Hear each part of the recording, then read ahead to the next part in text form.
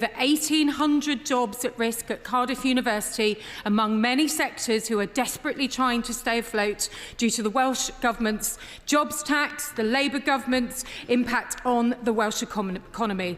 With Cardiff University ploughing on with their Kazakhstan campus, can the Right Honourable Lady be happy with the offshoring of these roles in this sector and many others because of the fallout of the autumn budget continuing? Thursday. I'm not sure where the honourable member has got this idea about outsourcing jobs from. It was her party that told our universities across the country to go out and recruit international students, which they did. And now, because of that, and because of what's happened under her last government's watch, those international students are not coming anymore. But she should again look to her colleagues in the Senedd. Education budget, her party voted against. She needs to talk to her colleagues in the Senedd. Right, we come to David Champitt, Liberal Democrat spokesperson.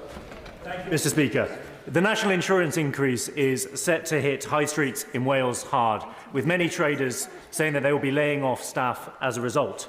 Last week, the government announced £100 million worth of funding to be spent on reinvigorating Welsh high streets, but no towns in the Swansea, Neath or Amman valleys were included on that list. Can the Secretary of State clarify the criteria that was used to select the successful towns, and whether or not areas like Ystalyfera can expect to benefit from future funding? Because that's one high street that's certainly worth investing in. Hey. Can I thank the honourable gentleman for his question? The criteria for the announcement last week is publicly available, and I suggest he has a look at it. We now come to Liv Savile-Roberts. I'm sure the House will join me in remembering the Llandow air disaster in which 80 people lost their lives 75 years ago. Elaine's hair salon in Llanrug, Piti and Patian nursery in Llanwnder, care homes and GP surgeries across Dwyfo Meirionnydd. They tell me that national insurance hikes coming in just a few weeks will stop them hiring new staff. Her government says they're cutting welfare to get people into jobs. What jobs? Plaid Cymru's manifesto for the general election had £5 billion of unfunded commitments. If her party was in power, we'd be facing the same legacy that we had from the party opposite, a £22 billion black hole, which has meant we have had to take difficult decisions. But in her constituency, they will want to have more investment in our NHS, more investment in our public services, more investment to support businesses. Her party voted against it all in the Welsh budget. Ms Savile-Roberts. And if her government agreed with her counterparts in Cardiff, we would have the money from the Crown Estate as well. But back in 2015, the Secretary of State and I walked through the same voting lobby against what she then described as despicable Tory welfare cuts. And she dared to break the Labour whip to do so back then. Given this evidence of her strong convictions on the issue, how can she justify remaining in a cabinet intent on implementing Tory-style welfare cuts? We have inherited a Tory welfare system that is the worst of all worlds. It's got the wrong incentives, it discourages people from working, the people who really need a safety net are still not getting the dignity and support that they need, and the taxpayer is funding an ever-spiralling bill. It's unsustainable, it's indefensible and it's unfair. Our principles for reform are clear: supporting those who need support, restoring trust and fairness in the system, fixing that broken assessment process and disincentives, and supporting people to start, stay and succeed in work. She should support that as well. Stephen Gethings. Two, please, Mr. Speaker. Sarah Stay. Thank you, Mr. Speaker. I recently met with the Deputy First Minister to discuss a wide range of issues, including the Crown Estate. The UK and Welsh governments are focused on taking maximum advantage of the opportunities that floating offshore wind in the Celtic Sea presents for Wales, which could create over 5,000 jobs and £1.4 billion of investment to the UK economy in the coming years. Stephen Gethings. Diolch, Mr. Speaker. Mr. Speaker, in the 2011 SNP manifesto, the SNP committed to have 100% equivalent of Scotland's electricity being generated from renewables. The SNP met that target and then some, thanks to the devolution of the Crown Estate and working with industry that is now delivering jobs and clean green energy to Scotland, but also throughout the UK. Why shouldn't Wales have the same opportunity? I'm afraid I'm not going to take any lectures on the Crown Estate from his party, whose mismanagement of the Scottish seabed has seen Scottish assets sold off on the cheap. We are focused on doing whatever it takes to secure more than 5,000 jobs in Wales and billions of pounds of investment that the Crown Estate can unlock for Wales. Okay. Tony Antoniazzi. Mr Speaker, does the Secretary of State agree with me that the government's priority should be ensuring that the Crown Estate can unlock thousands of new well-paid jobs in Wales that will come with floating offshore wind, rather than being distracted by calls to devolve the organisation in the middle of this national mission, risking the investment, jobs and lower energy bills Wales desperately needs? Mr Speaker, she's absolutely right. I, like her, want to see people in Wales benefit from those 5,300 new jobs, particularly young people who then don't have to leave Wales, where they've grown up, to earn or learn. I want to see that £1.4 billion boost to the economy. We are not prepared to put all of that at risk, the risk of market fragmentation, of undermining or potentially destroying developer confidence in flow, and then have to watch that investment go elsewhere in the world. John Cooper. Question number 3, Mr Speaker. Minister. Thank you very much indeed, Mr Speaker. Well, with your permission, I will answer question 3 and question 8 together. I've spoken to farming unions in Wales and understand their strength of feeling. These changes are expected to affect around 500 claims across the whole of the UK, with very few being in Wales. Meanwhile, most importantly, we and the Welsh Government have protected the farming budget at its current level, whilst the Welsh Conservatives tried to block that money from reaching farmers by voting against the Welsh Government budget last week. Mr Speaker, the Scotland Office is conducting a series of agricultural roundtables, talking directly to farmers and putting together statistics to push back against this orthodoxy that only a tiny number of very wealthy estates are going to be affected. That's simply not the case. This increasingly looks like a war on farmers by the Treasury. What part are you playing in fighting back against this?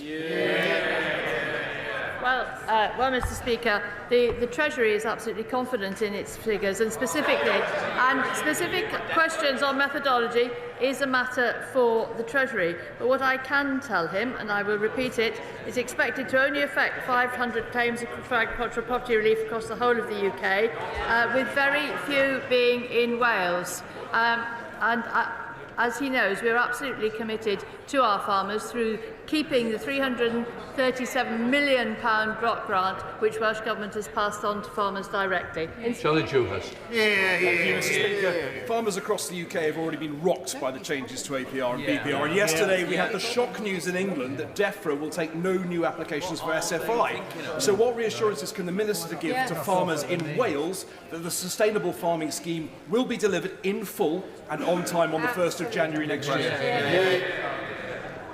Well, as he knows, my good friend, the First Minister of Wales, has spent a lot of time talking to farmers, and we have absolutely protected the budget, and Welsh Government has also protected that budget for farmers, so the full £337 million will be going directly to farmers, in spite of his colleagues in the South trying to block it last week.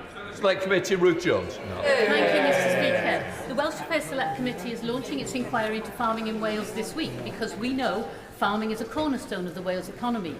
Now, the Welsh Government budget contained over £300 million to support Welsh farmers. So does the Minister agree with me that it's a shame the opposition parties are playing fast and loose with farmers' livelihoods by voting against the Welsh Government budget last week?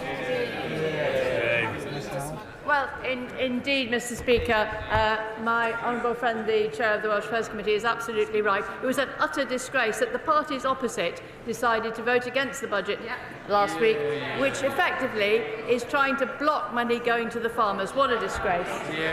Shall the Secretary of State, Mims Davis? This government have said that they are concerned, like we all are, about our future security. So why is food security expendable in Wales and beyond? That's the message from farmer Stella Owen from NFU Cymru, who termed their actions as destructive and threatens the future of family farms across Wales. Mr. Speaker, how many of those family farms is the Minister prepared to see go under before she and the Secretary of State will step up and act in the interests of this key sector to help worried and frankly livid men and women who are worried and fearing for their livelihoods?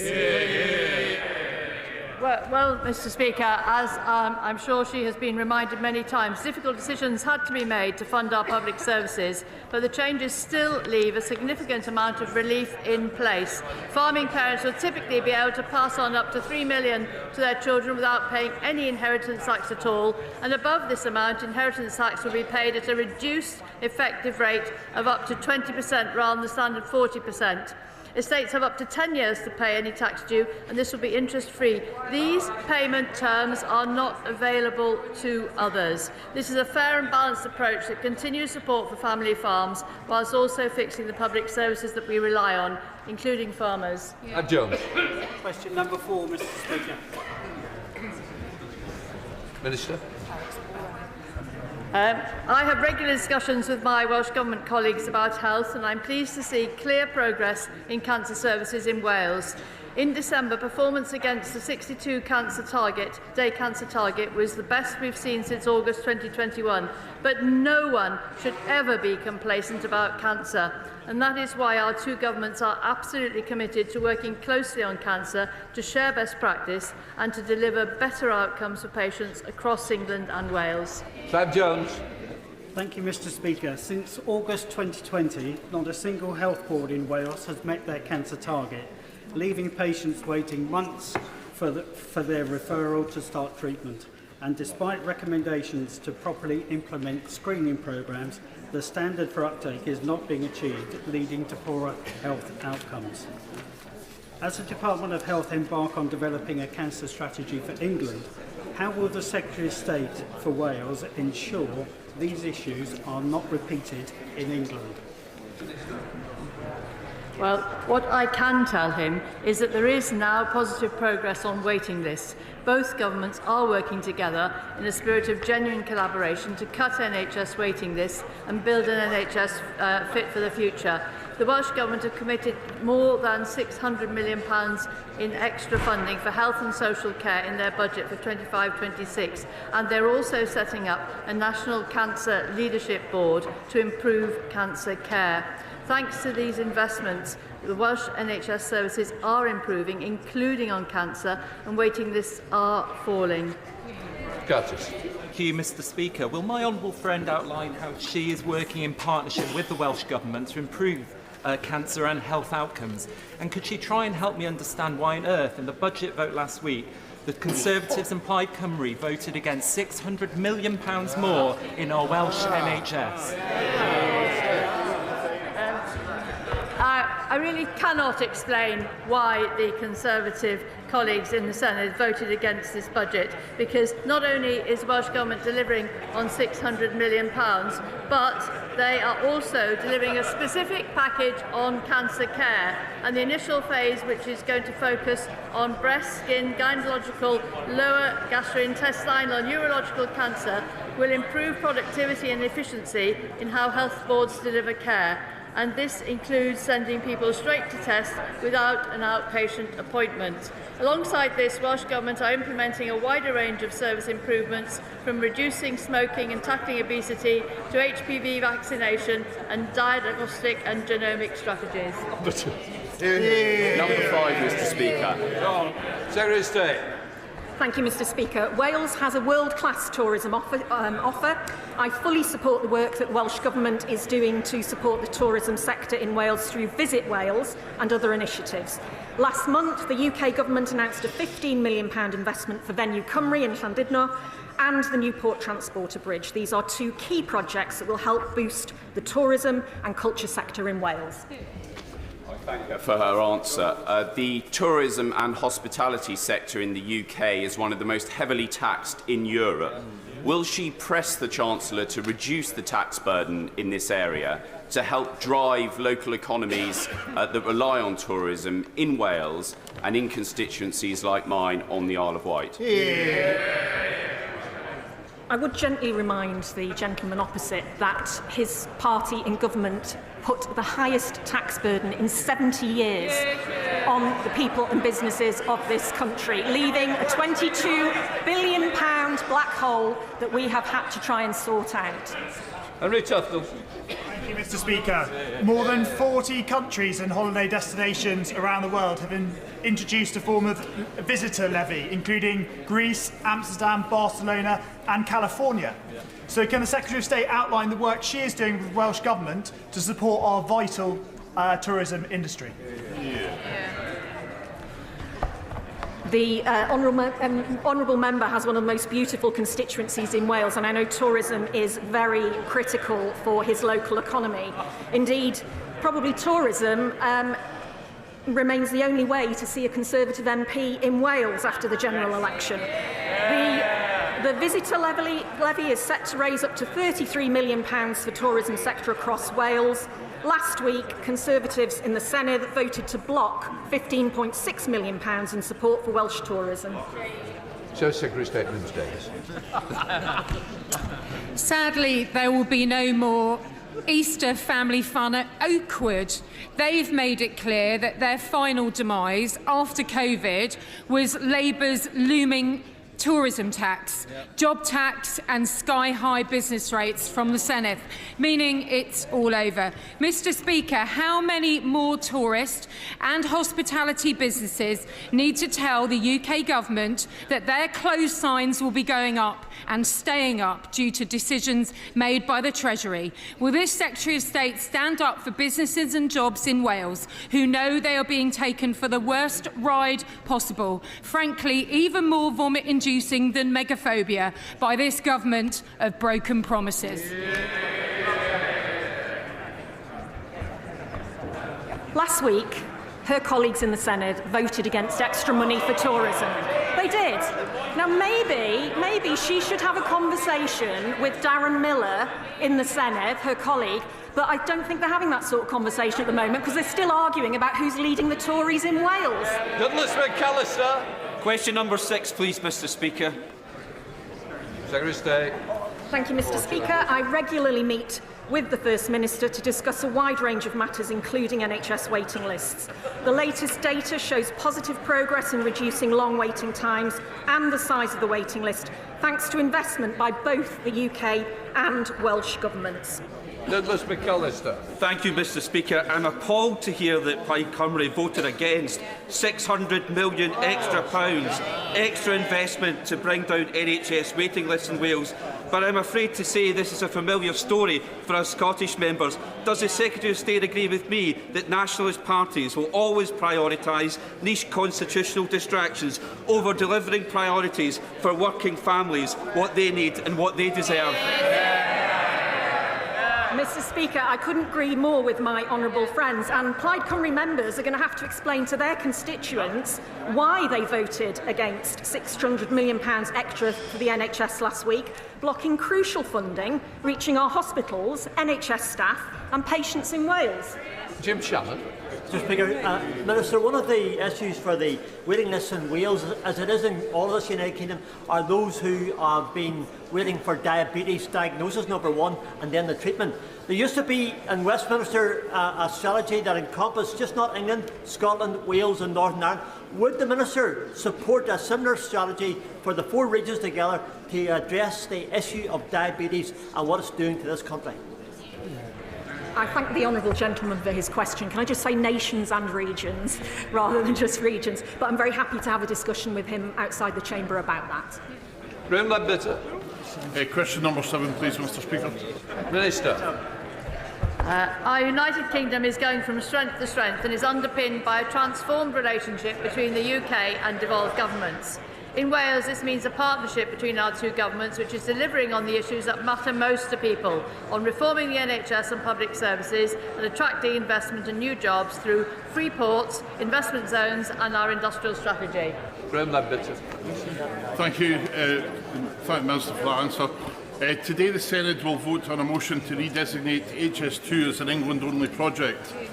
Previous calculations suggest that Wales missed out on around £4 billion from the project, The Welsh Minister now claim that amount is £431 million. Quite the difference. With the Welsh Government abandoning its ambitions and the UK Government refusing to budge on full consequential funding, is the Labour Party now waving the white flag and Wales missing billions? Well, the Government absolutely acknowledges that the previous Conservative Government shortchanged Wales for years on rail investment, including because of HS2. And one of our top priorities is to reverse those years of historic underfunding in Wales. This is infrastructure. So the Secretary of State met the Transport Secretary and Welsh Government Transport Minister Ken States immediately before Christmas, where they agreed on a direction of travel which we hope will deliver new investment for rail in Wales. The UK and Welsh governments have agreed a prioritisation of rail improvement projects developed by the Wales Rail Board. This will inform our respective departments' work in the run-up to the spring spending review. John. Thank you, Mr Speaker. Investment into Wales by the UK Government demonstrates the strength of the Union, and I was therefore delighted to see the UK Labour Government announce its plan for neighbourhoods that will see £100 million invested in Welsh communities, with £20 million of that going into my constituency of Wrexham, straight into vital local resources like high streets and youth clubs. Will the Secretary of State agree with me that this Labour Government is committed to bringing growth to areas of Wales that were previously ignored by the party opposite? Well, indeed, with UK Government and Welsh Government working together, we've secured more than £1.5 billion investment and hundreds of jobs in Wales. And, of course, we've established those investment in zones in Cardiff, Newport, Wrexham and Flintshire to provide a rocket boost to sector strengths like advanced manufacturing. Sir Ashley Fox. Question number 9.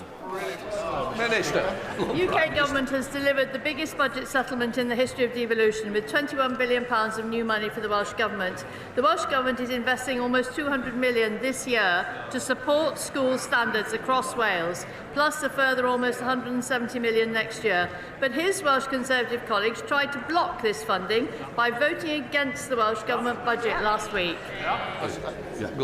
Sir Ashley Fox.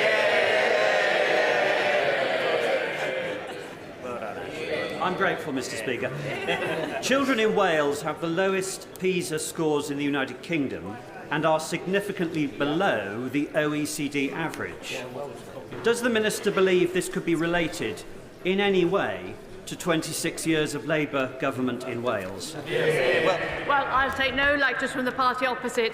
The Conservative attack rings absolutely hollow, given the chronic underfunding of education and public services for the last 14 years when they have been in power. Now, the UK and Welsh governments are working together to ensure every young person has the opportunity to succeed, including by investing over £260 million extra in education and more than £260 million for local government who set school budgets in Wales. In spite of the shenanigans of Plaid and the Conservatives voting against the Welsh Government's budget, Labour are getting on and delivering certainty and support for teachers across Wales through increases to education and local authority budgets. Jill German, final question. Thank you, Mr Speaker. Does my right honourable friend welcome, as I do, the additional £20 million announced by Welsh Government last week to improve education standards, on top of the £262 million extra in total for education in Wales? And is she as perplexed as I am as to why the Conservatives and Plaid Cymru voted against extra money for education in the Welsh budget? Well, like her, I'm absolutely astounded the way that the Plaid Cymru and Conservative Senate members voted against the budget. But the important thing is that this year the Welsh Government will be investing an additional £1.1 million for literacy, numeracy and science support in schools. And we've also, the Welsh Government's also announced investment of a £10 million package on literacy and numeracy for the coming year, increasing local capacity to support schools, national support programmes and interventions to support struggling learners. Right, that completes Welsh questions. We now come to questions to the Prime Minister. Mike Martin. Question number 1, Mr Speaker. Prime Minister. Thank you, Mr Speaker. I welcome the progress in talks between Ukraine and the United States. We must now redouble our efforts to get a lasting, secure peace. Mr Speaker, on Saturday, I'll convene international leaders to discuss how we can make further progress. Can I also pay tribute to the bravery and dedication of all those responding to the ship collision off the East Yorkshire coast? our thoughts, and I'm sure of the whole House, are with the family of the crew member who is sadly presumed dead. Mr. Speaker, this week we introduced landmark legislation to get Britain building, paving the way to restoring the dream of home ownership for working people across the country. We're also driving forward our Employment Rights Bill, the biggest boost to workers' rights in a generation. That's our plan for change in action. This morning I had meetings with ministerial colleagues and others. In addition to my duties in this House, I shall have further such meetings later today. Mike Martin. Thank you, Mr. Speaker. Russia has abducted at least 19,000 Ukrainian children and transferred them to Russia. They have been told that their parents don't love them, they've been placed in Russian homes, and they have been re-educated. For this despicable crime and others, the International Criminal Court has issued 6 arrest warrants for Vladimir Putin and his gang. I note the Prime Minister's previous fulsome support for the ICC, and I also note his comments just last night about the support that the UK will offer to Ukraine in achieving a just and lasting peace. Will the Prime Minister confirm to the House that British peacekeeping troops will only be deployed to Ukraine if the peacekeeping deal includes both the return of Ukraine's children and Putin's prosecution? Well, Mr. Speaker, firstly, I thank you for raising this issue because it is an absolutely terrible case of abduction and kidnapping. And when we say a lasting, just settlement or peace in Ukraine, it must, of course, involve dealing with this issue. And we are, as he would expect, raising it continually with our allies. John Davis. Thank you, Mr. Speaker. Telford and Britain voted for change in July. Yet this week we saw the bizarre spectacle of the Conservatives attempting to bring back the Rwanda policy, clinging onto a gimmick that cost the British taxpayers £700 million, yet only sent 4 volunteers to Rwanda. As Labour works to secure our borders through our plan for change, does the Prime Minister agree with me? It's quite clear the party opposite have done absolutely nothing. Well, he's quite right. They ran an open borders experiment that saw numbers go up to almost 1 million. And the leader of the opposition was the cheerleader, thanking herself for the lobbying that she did. The Rwanda scheme, yes, Mr. Speaker, £700 million of taxpayers' money to remove 4 volunteers. What a contrast. We've got the flights off. 19,000 people removed who shouldn't be here. As with the NHS, with prisons, the economy, everything else, we're clearing up the mess that they lost. Leader of the opposition, Kemi, Badenoch. Later today, the Prime Minister is meeting the family of Sir David Amess. Sir David gave this House and our country 40 years of service. I hope the Prime Minister will agree that getting the response to his murder right is vital, not just to his family, but to our democracy. Mr. Speaker, every week I speak to businesses who are letting go of staff or closing. Has the Prime Minister been given an estimate of how many people will lose their jobs because of his budget? Prime Minister. Mr. Speaker, just on the question of Sir David, he was a deeply loved and respected colleague, and behind me is the plaque, as is the plaque to Joe Cox in front of me. And I know this was deeply felt by the House, but particularly, as I acknowledged at the time, by the party opposite, who lost a colleague and a friend in the most awful of circumstances. Mr. Speaker, I am meeting the Amess family later on today, and will make sure that they get answers to the questions that they ask. Mr. Speaker, in relation to businesses, I'm really pleased to say we've got thousands of new jobs into the economy. We've got more investment in the last 20 years, an absolute record. Wages are up higher than prices. 3 interest rate cuts, the best boost for the cost of living for a very long time. Mr. Speaker, the Prime Minister needs to get out more. Inflation is up, and estimates of job losses are between 130,000 and 300,000. Okay. His tax rises are hurting every sector of the economy. Things are getting worse for nurseries. Nurseries are writing to stressed parents right now, telling them that fees will go up because of his jobs tax. Can he explain how more expensive childcare is good for the economy or for working families struggling to make ends meet? Well, Mr. Speaker, we're putting in childcare. Look at the breakfast clubs, 2 in her constituency. But she's rather forgetting the £22 billion black hole that they left, that we had to deal with. That's why we had to take the necessary but right measures we did in the budget. And what's her response? Not that she'd reverse them. Oh, no, she doesn't say that. She attacks what we've done, but she doesn't say she would reverse it because she wants all the benefits of our budget in returns of investment, but she doesn't want to pay for it. That's how we got into the mess in the first place. Mr. Speaker, the Prime Minister is out of touch because he should know that nurseries are charging over £2,000 for full-time care. That's £24,000 a year after tax, and he's talking about 60p breakfast clubs. He has no idea what people out there are experiencing, and it is not just the families. Even councils must pay his jobs tax. To cope with it, the average council tax bill is increasing by over £100 in April, after he promised to freeze it. Hard-working families' money is going to the Chancellor instead of social care and fixing potholes. Why should these families pay more for less? Well, she really shouldn't denigrate what she calls, I think, 60p breakfast clubs. She should be welcoming them. And she asked about council tax, Mr. Speaker. The Tories put up council tax every year for 12 years. Their manifesto, Tory LGA manifesto, government should remove the caps on council tax.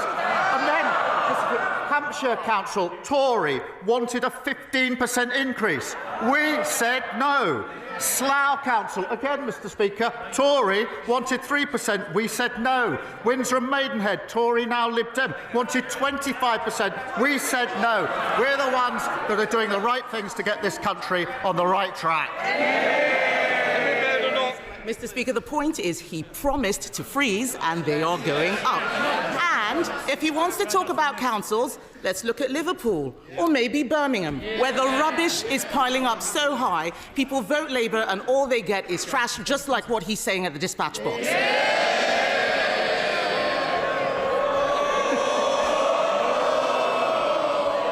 People all over the country are suffering, not just in Birmingham. Millions of elderly people have had their winter fuel payments snatched away. At the same time, care home fees are set to go up by a devastating £3,000 because of his jobs tax. How does he expect pensioners on a fixed income to make ends meet? Mr. Speaker, this is why it's so important that wages are up higher than prices. That's why it's so important that the interest rates are coming down. This is the biggest boost for the cost of living for a very, very long time. What we're doing is picking up and fixing the mess that they left. Mr. Speaker, the Prime Minister is not looking at what is happening out there. Every day I speak to businesses who are telling us that they think that they are going bust. And as if businesses and families didn't have enough to worry about, supermarkets say food prices will increase by over 4% because of the jobs tax.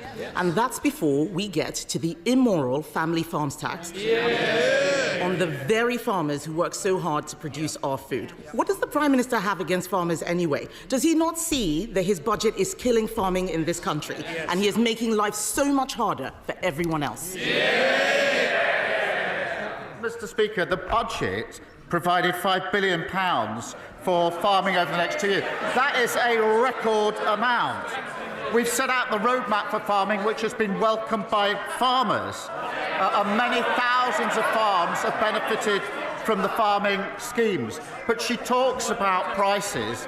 Wages are going up higher than prices. That's the first in a long time that's happened. So for families across the country, they're better off under Labour. He's got no answers today. What the farmers are complaining about is the sustainable farming incentive, which he has just scrapped or withdrawn. They are making mistakes with this budget. And that's why in 2 weeks, the Chancellor will come to this House to present an emergency budget the Prime Minister said we would not need. They will try and make out it's because of global events, but the truth is they trash the economy with their bad choices.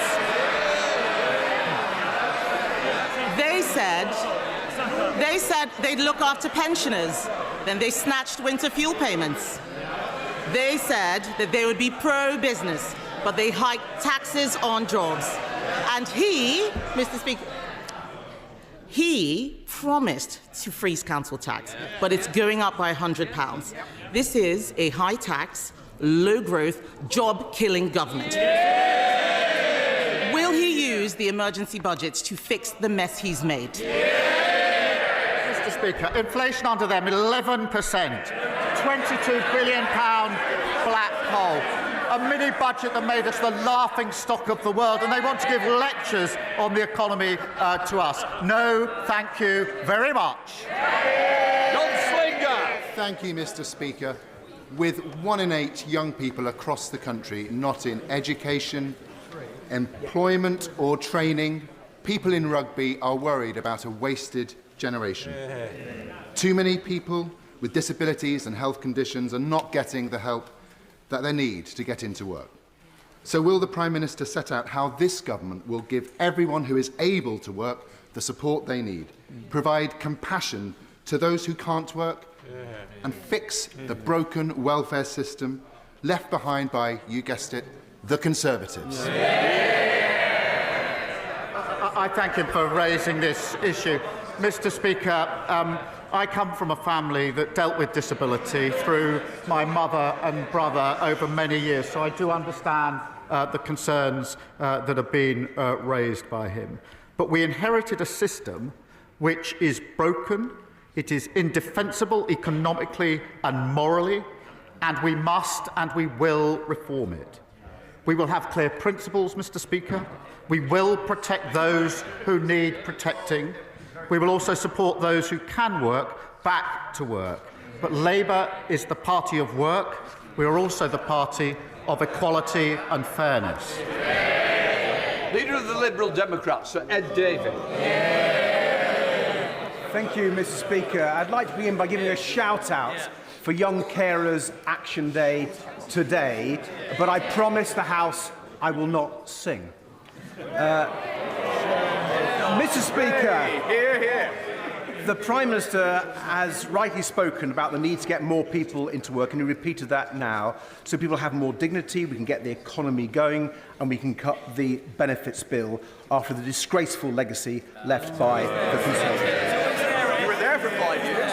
But does the Prime Minister recognise that for many disabled people, the best way to help them into work is to support them properly with more special equipment, with training, with better healthcare and so on? And will he also today calm anxieties that he himself has raised for many of us, that the disability benefits for people who simply cannot work will not be cut? Mr. Speaker, we will, of course, as I've just said, the principles, we will, of course, support those who need support, but also help those who can work into work. They'll be the guiding principles. But what we've inherited is shocking, and they ought to be silent. 1 in 8 young people not in education, work or training. That is a lost generation. That is their inheritance. They've got plenty to say now. They did nothing for 14 years and left this in terrible inheritance. And Davey, Mr. Speaker, turning to international issues, can I congratulate the Prime Minister on helping to secure the restoration of US military and intelligence support for Ukraine? But can I press him on progress to persuade President Trump against damaging metal tariffs already hitting British industry? The Prime Minister knows that we on these benches believe he must be more robust with President Trump, like the Europeans and like the Canadians. So will the Prime Minister fly out to Canada as soon as possible to show their new Prime Minister and the Canadian people that Britain stands with its Commonwealth allies against Trump's threats and against Trump's tariffs? Well, Canada is an ally and a very important ally too, and I've spoken to our allies on many occasions about the situation in Canada. On the question of tariffs, obviously, like everybody else, I'm disappointed to see global tariffs in relation to steel and aluminium, but we will take a pragmatic approach. We are, as he knows, negotiating an economic deal which covers and will include tariffs if we succeed, but we will keep all options on the table. Claire Hannah.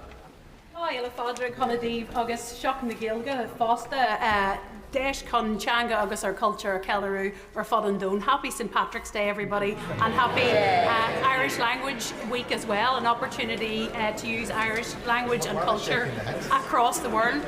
It's an increasingly turbulent world, Prime Minister, with relationships and norms turned upside down over recent weeks, and that's why I congratulate the Prime Minister and the Taoiseach for re-establishing warm and firm relationships at their summit last week, and it's reassuring for all of us to know that whatever our constitutional future, that bond is lasting and refreshed. Will the Prime Minister join me in wishing a happy St Patrick's Day to all who value our shared bonds, and can I take this opportunity to invite him to Belfast in August 2027, which was announced this week as the host of the Fleadh na HÉireann for the first time.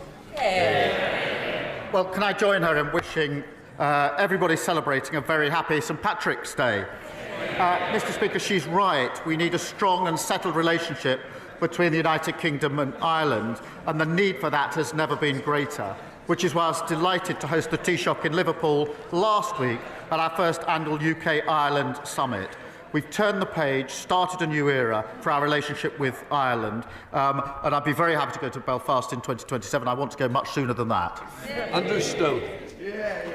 Thank you very much, Mr. Speaker. In just 20 days' time, new sentencing guidance will come into effect that the Justice Secretary has already conceded will be two-tier in its nature. It will mean that the colour of your skin or the religion you have can give you leniency in the eyes of the law and will plunge public confidence in the judiciary into crisis. But it is avoidable. We Conservatives have tabled a bill that, if backed on Friday, can stop this guidance in its tracks. So will the Prime Minister, will he now overrule his Justice Secretary and confirm here and now that he will back this bill, or will he simply step aside and prove he has in fact been two-tier Keir all along? Well, everyone should be equal before the law. That is why the Lord Chancellor has taken up the issue with the Sentencing Council. But he needs to do his homework, because the proposal that he complains about was drafted in 2024, and the last government was consulted. And when they were consulted, what did they say? They said they welcomed the proposal. Now, Mr. Speaker, I understand that the Shadow Justice Secretary is taking the Sentencing Council to court. Perhaps he should add himself as the second defendant so we can get to the bottom of the ballroom. Thank you. Mr. Speaker, I'm very proud to represent a constituency that has 8 synagogues, a thriving Jewish population, and the UK's largest Jewish cultural centre, JW3. But this week, I was horrified to read reports about rising anti-Semitism on NHS wards, and in particular, a shocking incident in which a Jewish NHS staff member was called a baby killer by their colleague. The NHS that I know and love is open to everyone, regardless of their background. So could I ask the Prime Minister, what is he doing to ensure that my Jewish constituents can safely use our beloved National Health Service? Well, I thank her for raising these deeply concerning reports. It is completely unacceptable for anyone to experience racism, discrimination or prejudice in the health service. I know my right honourable friend, the Health Secretary, takes such reports extremely seriously. It is a fundamental principle that the NHS provides care and treatment for everyone, regardless of race, faith or background. This is a really serious issue.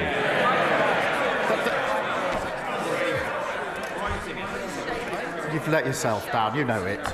I expect all trusts and healthcare providers to take necessary action against any staff who've expressed views that do not reflect the views and values of the NHS. Dave Dugan, a closed question. Question 9, Mr Speaker. Mr Speaker, he asked about UK-US relations. As he knows and the House knows, I'm committed to strengthening those relations. The US is an indispensable ally. We are working together to try to secure a just and lasting peace in Ukraine. And I've spoken to the President on a number of occasions, including this week. Dave Dugan. I agree with the Prime Minister in those sentiments. The ceasefire negotiations this week are a cause for great optimism, and I welcome the efforts that the Prime Minister's National Security Advisor, Jonathan Powell, had done in leading that priority. But last week at the dispatch box, the Prime Minister said in answer to my right honourable friend, the member for Aberdeen South, that he had no knowledge of the United States planning to withdraw military aid from Ukraine, yet they did that the following day. It's against that backdrop, because I know the Prime Minister wants a just and lasting peace in Ukraine that respects Ukraine's borders and territorial integrity. When he's impressing that priority upon the President of the United States, what reassurance can he give the House today that the President of the United States is actually listening? Let me give this reassurance. As soon as that step was taken, I and my team started work to try and ensure that we could get back to a situation of full support for Ukraine. I won't detail everything that was involved over the last week. I can assure him and the House a huge amount of hard work, discussions and diplomacy was used with all of our allies and others to ensure that we could get yesterday to go as well as we hoped it would. I am pleased that we've made progress. I think that's very important for Ukraine, and I'm extremely pleased that support has been put in, backed by the US, for Ukraine. So that's what I did once I understood what had happened. I'm pleased with where we've got to, but as ever, we must go further. Richard Bergen. Thank you, Mr Speaker. Disabled people in my constituency are frightened. And they're frightened because they're again hearing politicians use the language of tough choices. And they know from bitter experience that when politicians talk about tough choices, it means the easy option of making the poor and vulnerable pay. So instead of cutting benefits for disabled people, wouldn't the moral thing to do, the courageous thing to do, be to make a real tough choice and introduce a wealth tax on the very wealthiest people in our society? Well, Mr Speaker, the party opposite left a broken welfare system which locks millions out of work. That is indefensible, in my view, economically and morally. Of course we need to support people who need support. We need to help those who want to work to get back into work, and I think there's a moral imperative in that. He talks about a wealth tax. We have raised money, the energy profits levy, taxing non-DOMs and air passenger duty on private jets. But this isn't a bottomless pit, and we must kick-start growth to get the economic stability that we need. Sir Geoffrey Clifton-Brown. Most people would accept that we need more housing in this country, yet so often it's not accompanied by the necessary infrastructure. In my own constituency, thousands of houses are proposed, yet without the £250 million to upgrade Junction 12 of the M5, the inspector is likely to rule our plan unsound. So will the Prime Minister use his upcoming planning and infrastructure bill to see how developer and landowner contributions can more effectively build this vitally needed infrastructure which would benefit communities up and down the country? Well, he's right. We have to get the houses built that we need in his constituency and elsewhere, something that the party opposite failed to do. That's why we've introduced the infrastructure bill, which I think he welcomes, and that bill will get Britain building so we can deliver on those 1.5 million new homes through our plan for change. In relation to the particular issue he raises, I know that he and my honourable friend, the member for Stroud, have been working together to try to resolve this issue as I understand it, and I'm happy to ensure he gets a meeting with the relevant minister if that would help in taking it further. Sure, Jean Joseph. Thank you, Mr Speaker. Can I commend this Labour government's landmark reforms to get Britain building through our plan for change? I look forward to working with ministers to ensure developers deliver on what they promise to local residents, so that new homes also have access to roads, GP surgeries and dentists, and don't create an extra burden on hospitals like the William Harvey Hospital in my Ashford constituency. What is the Prime Minister's message to the blockers standing in the way of the homes and vital infrastructure our country needs? Well, he's a dedicated campaigner for his constituents. Well, we know who's been standing in the way for the past 14 years. It's the party opposite, and they've learned absolutely nothing. The leader of the opposition claims that she's never opposed growth or development. That's not what she's telling her constituents, Mr. Speaker. Only last month she wrote in her newsletter that she'll keep working with Conservative colleagues to block a vital energy infrastructure project in her own backyard. She's not alone. The Shadow Foreign Secretary, Shadow Defence Secretary, Shadow DEFRA, they're all at it. What a bunch of blockers. Sir Ashley Fox. Mr. Speaker, the Employment Rights Bill will grant union equality representatives the right to paid time off work. But it does. Will the Prime Minister grant special constables the right to take unpaid leave to perform their duties? I'm grateful to him for raising the question of special constables who play a very important role in our communities and keeping us safe. The numbers of special constables dropped under the last government. We support the existing employer-supported policing scheme and will support our special constables, but they dropped under the last government. Andy MacDonald.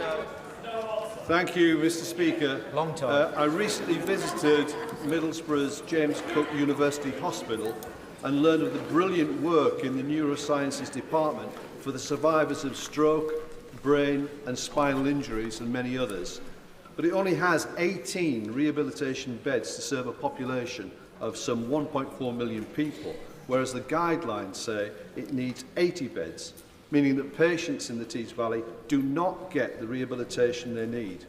So will the government remedy the position by ensuring that resources are allocated to meet the ambition to develop a world-class neurorehabilitation centre to serve the Tees Valley and beyond?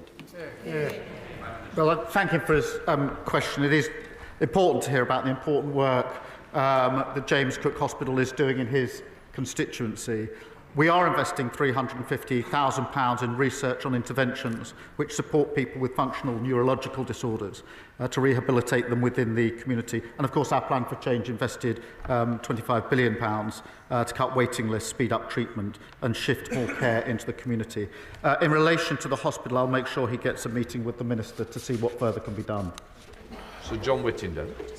Will the Prime Minister look at the case of my constituents, Mr. and Mrs. Adrian Fenton, who returned home from visiting France in their motorhome to discover an illegal immigrant concealed in the bike rack? They reported it immediately to the police, only to receive a fine from the Border Force of £1,500. Will he agree that my constituents ought to be thanked rather than punished? And does he accept that this action will send a message to deter anybody from acting responsibly in the future? Can I thank him for raising this important case on behalf of his constituents? I've seen some of the details and I am concerned about it, and I do think it's important, as he says, that the Home Office look into it, and therefore we will do so, and I'll make sure that he is updated in relation to that in due course. Richard Dowd. Thank you, Mr. Speaker. Veterans in Sefton, one of the many remarkable charities in my constituency, indicate that statistics can only partly measure the price paid by servicemen and women. Incidents of broken marriages, suicides, alcoholism, deep depression and homelessness among veterans remain largely unquantified. Given that, will my right honourable friend restate Labour's commitment to providing our veterans the holistic support they need and deserve? Well, we owe an extraordinary debt to our veterans, Mr. Speaker. We are committed to renewing the nation's contract with those who've served, and that includes the guarantees of homes for heroes for those who have served, dedicated mental and physical healthcare pathways in the NHS, and dedicated to support to help those leaving service using their skills to find new and fulfilling careers. Sarah Dyke. Yesterday, with no notice, DEFRA closed SFI applications, leaving thousands of farmers who want to deliver public goods waiting for a year without support. So can the Prime Minister assure British farmers that they won't be left stranded and able to support environmental and food resilience goals due to lack of government support?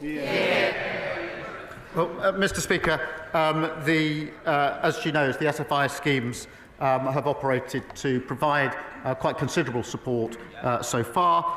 There have been a number of schemes. They've closed in the past, and then a new scheme has been put in place. They were closed in 2022 and 2023 by the party opposite without the 6 weeks' notice. But we do support farmers. We will be putting forward more details at the spending review. But the difference, Mr. Speaker, in this government is we're funding the farmers. They failed to spend the budget. Sultana. Thank you, Mr. Speaker. In October 2023, in an interview with LBC, the Prime Minister said, and I quote, "I think Israel does have that right," when asked if cutting off power and water to Gaza was appropriate. For 11 days now, Israel has blocked the entry of vital goods and aid into Gaza, subjecting over 2 million people to collective punishment and starvation. Israel's decision to also cut off electricity to a plant supplying drinking water to 500,000 people is yet another blatant violation of international law and further evidence of genocide against the Palestinian people. In light of these facts, does the Prime Minister still maintain that Israel is not committing genocide? Look, I'm really appalled by Israel blocking aid when it is needed at greater volume and speed than it's ever been needed. Blocking goods and supplies and power entering Gaza risks breaching international humanitarian law, and it shouldn't be happening. And we are doing everything we can to alleviate that situation. Sir Julian Lewis. Thank you, Mr. Speaker. In his extremely important upcoming discussions with other nations about Ukraine, will the Prime Minister focus on the fact that it was standard Russian procedure to take over other countries by having bogus elections and installing puppet governments?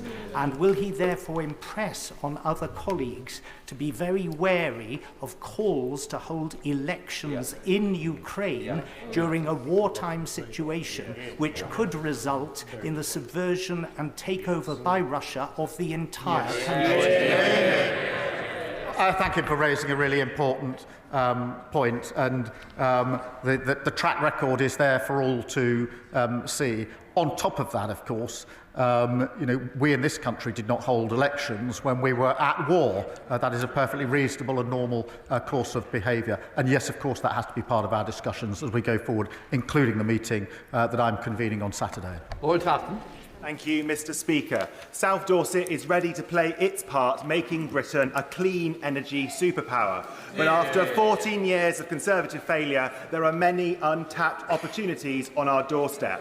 Green investment opportunities such as Port Wind, Moor Wind and a hydrogen storage hub are all coming down the track. So can the Prime Minister reassure my constituents that the government will work with the Crown Court on these projects, invest in key infrastructure and ensure that South Dorset's green energy potential is hardwired into our plan for change? Well, I thank him. He's absolutely right about making Britain a clean energy superpower. We are committing £2.3 billion to support hydrogen projects, and I recognise the huge potential of South Dorset to become home to a storage hub. We're ensuring public and private investment works together, and that's exactly what the Crown Estate Act does, unlocking significant investment, boosting offshore wind and kick-starting economic growth. Andrew Rossendale. Thank you, Mr. Speaker.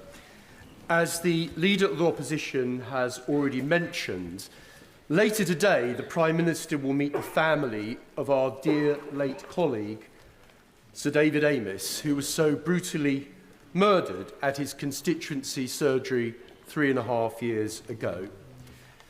I plead with the Prime Minister to reverse the decision to deny the family a public inquiry despite similar inquiries being held into other tragic instances. So, will he please stop this shameful saga and heed the call of the Amos family for a judge-led public inquiry into David's death and the related failure of the Prevent programme from a heartbroken family. Can I acknowledge just how heartbroken they are? It's difficult to imagine what they've gone through, what they continue to go through. And that's why it's very important that I meet them this afternoon, which I will do, and discuss with them all the questions they want to raise with me. Sir David was a respected and loved a colleague across this House. And as I say, I absolutely understand how his family must feel about the tragic circumstances in which he died and then everything that followed thereafter. Final question, Chris Kane. Thank you, Mr. Speaker. Tomorrow marks 29 years since 16 children and their teacher were murdered at Dunblane Primary School. In recent weeks, my constituents have raised with me the alarming fact that adverts offering handguns for sale are appearing on technology platforms like Google and YouTube. Does the Prime Minister agree with me that technology companies have an obligation to all of us to do everything proactively possible to prevent illegal advertising of this kind and not rely on a reactive, will remove it when it's reported approach, which is simply not good enough?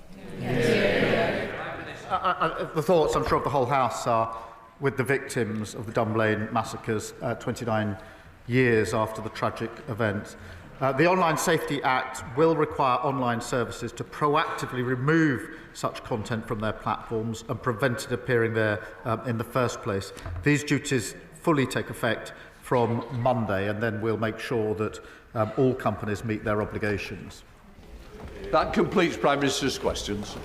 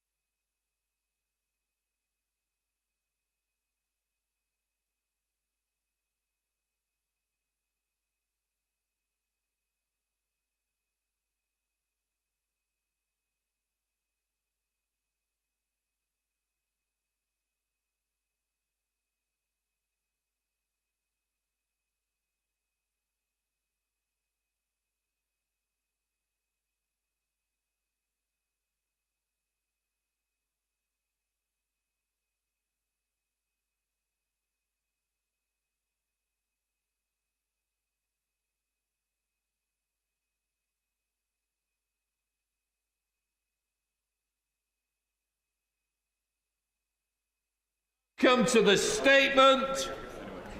Minister Daniel Sytner. Thank you, Mr. Speaker. With your permission, I'd like to update the House on the sustainable farming incentive. We stand on the edge of an unprecedented global transition for British farming. From leaving the European Union to the challenges of climate change and geopolitical events, we are asking more of farmers than ever before. To continue to produce the food that feeds the nation and protect the environment on which our long-term food security depends. And we are determined to create the conditions for farm businesses to be profitable and succeed.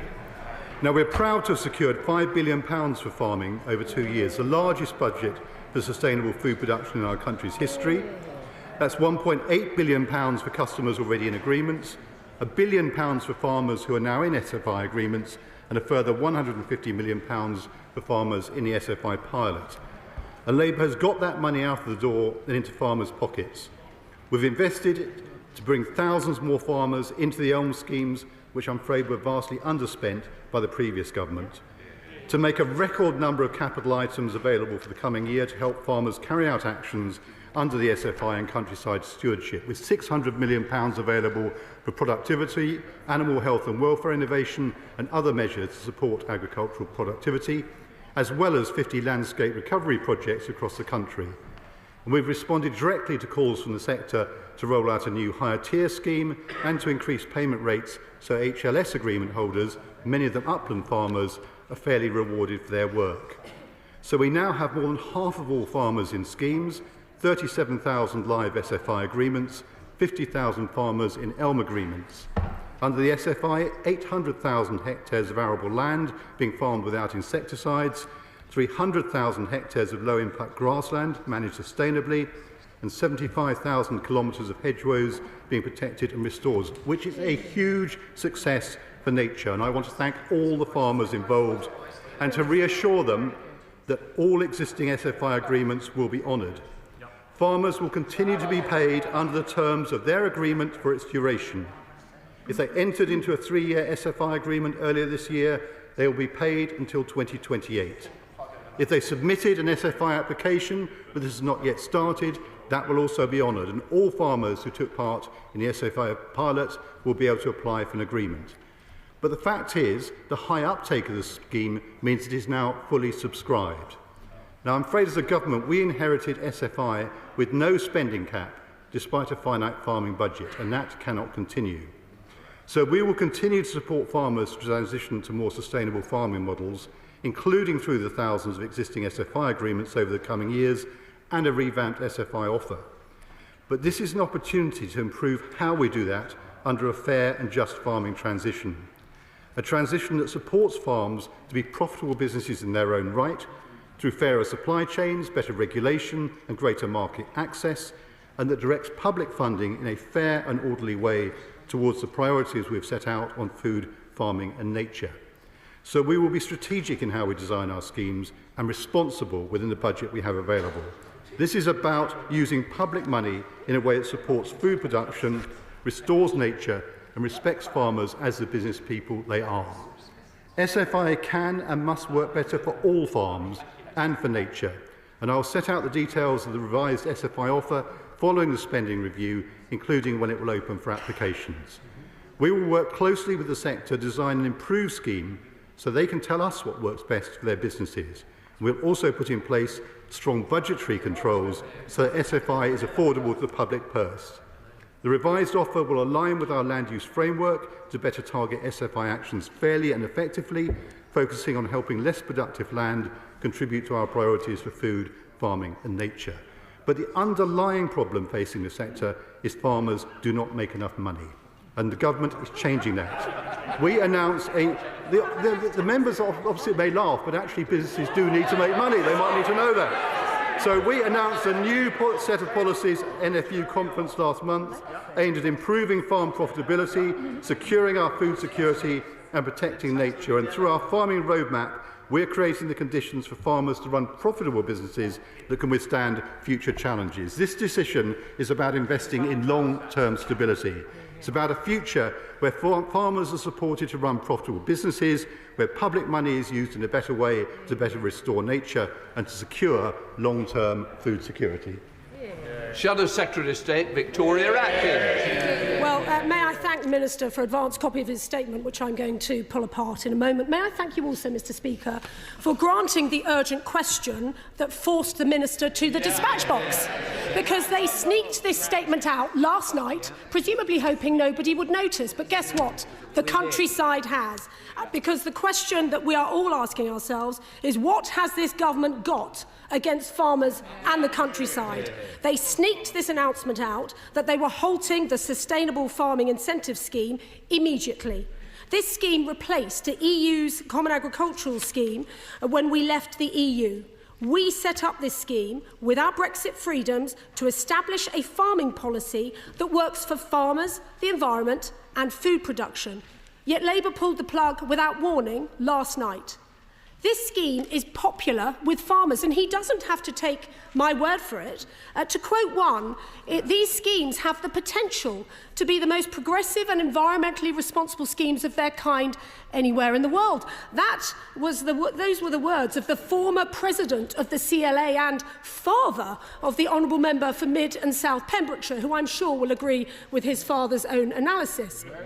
Why then would this city-dwelling government stop such a successful scheme? In the word of the CLA president, Victoria Vivian, of all the betrayals so far, this is the most cruel.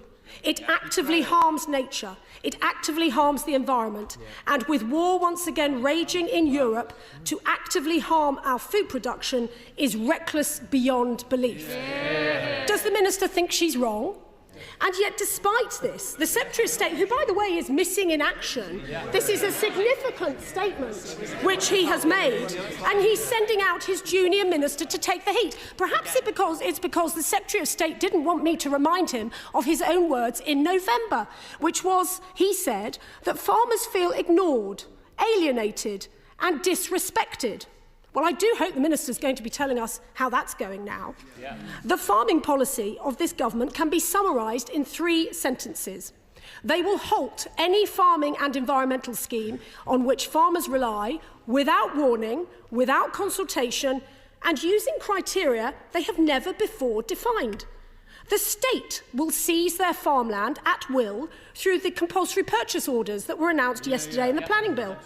And if families have managed to cling on to their farms despite all of this, then Labour will tax them for dying. But I'm delighted to hear that the Farming Minister himself conceded that farmers don't make enough money, so I hope that he's going to be changing the family farm tax.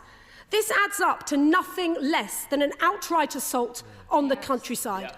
As a proud rural MP, someone who actually likes the countryside, I'm already being contacted by constituents and farmers across the United Kingdom who have had the door slammed in their face with no notice and asking how they are meant to diversify, make a living and protect our countryside. Now, the Prime Minister said he understood the significance of losing a farm, acknowledging it can't come back, and warned against constantly moving the goalposts for the agricultural sector. Yet this is exactly what his government is doing. The statement issued by the government last night was a masterclass in Orwellian doublespeak. It says the SFI scheme has, I quote, reached completion. Well, what criteria has the government used? Because it hasn't set those criteria out before. The government's own website stated that up to 6 weeks' notice would be given for the withdrawal as SFI. Why was this disregarded last night? And how does he recognise that by doing so, this government has betrayed trust in the farming community yet again? How many farmers does his department believe will now be caught out without an SFI agreement during the transition period of at least a year? And just as with the family farm tax, Labour has got its figures wrong. The CLA has asked me to ask the Minister what his government's ambitions are now for the 2/3 of farmers in England who are not currently in environmental schemes. How much have the vast cuts to BPS payments saved his department, and where has that money gone? And how will the Secretary of State support upland farmers who were intending to move on to the sustainable farming incentives? And then, of course, there's the legal problems that this announcement last night has caused. How will the government meet its legally binding environmental targets, given they rely so heavily on the SFI scheme? And I do hope the Minister is going to be able to give us a good, clear legal analysis on the impact of changes to SFI on internal market competition law between England and other devolved authorities as a result of this change. Now, any words that the Minister uses about food security are meaningless in the face of this policy, particularly as we all know that this government has been delaying consideration and grants of these applications since the general election. So the figures he is using are wrong. The theory behind this policy is very questionable, and yet the government would have us all believe that he understands farming and the impact that this will have on farmers. They are in despair. And so my message to farmers is clear. We have got your back. We will please help you to hang on in there for the next 4 years. We will axe the family farm tax and we will sort out this shocking mess of SFI to help build a bright future for British farming with British farmers. Minister. Well, really, I'd hoped that the Secretary of State would actually understand the way the schemes her own government created actually work. The problem we faced when we inherited, and there are others on her front bench who I think understand this better, will know that this time last year, These schemes were undersubscribed. They are now oversubscribed, and it's not a complicated thing to say that when the budget is spent, a responsible government responds to that. The budget is spent. The budget has been spent, and what we are doing in a sensible, serious way. The honourable members opposite should actually be celebrating the success of the fact that so many farmers are now in these schemes and taking them up. So I am absolutely confident that we will be able to sort out the mess that we have inherited. But basically, if you set up schemes without proper budgetary controls, you end up in this kind of position. We have had to take the hard decision that the previous government ducked. Jane Kirkham. Thank you, Mr. Speaker. Could the Minister confirm that ELM scheme agreements will remain in place under this Labour government, including SFI, and there will be a new and better targeted SFI on offer as soon as possible, with details to follow in the spending review? Minister. I thank my honourable friend for her question. It's absolutely the right point, and that's what we should be doing, reassuring people out there that people who are in schemes absolutely safe, absolutely carrying on as before. But the basic point is that when a scheme is full, it's full. Liberal Democrat spokesperson Tim Farron. Thank you, Mr. Speaker. I thank the Minister for sight of his statement in advance. The closure of the SFI from 6 p.m. last night came without warning or consultation, and it constitutes the breaking of the government's word to farmers. Farmers are already losing their basic payment this year, but are now excluded from the very scheme designed to replace that. Hasn't the Minister then broken his word to farmers and to all who care about nature? Will he clarify how much money he will save from the BPS cuts this year, and that therefore it is not true that SFI is overspent? Isn't it true that when the BPS cut is taken into account, more than £400 million of the £2.5 billion farming budget will remain unspent? A bigger budget is pointless if you do not spend it.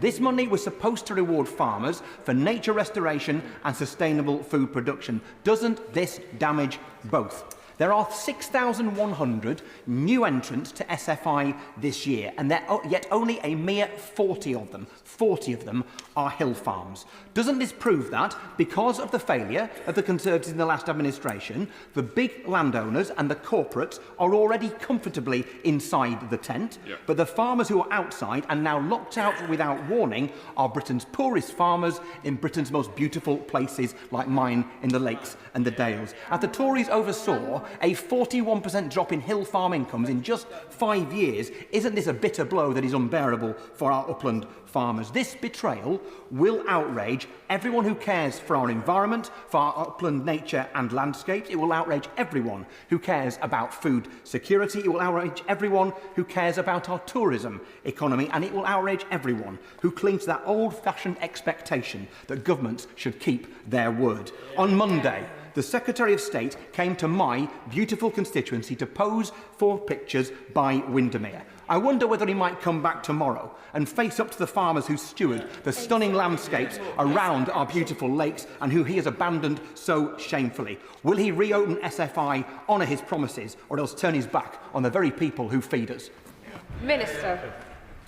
Well, again, I'm disappointed in the honourable gentleman's comments, because he's a thoughtful person, and he and I have debated these issues many times. I'm sorry he didn't welcome the uplift in HLS payments, which he and many others have been asking for a long, long time, which will benefit upland farmers.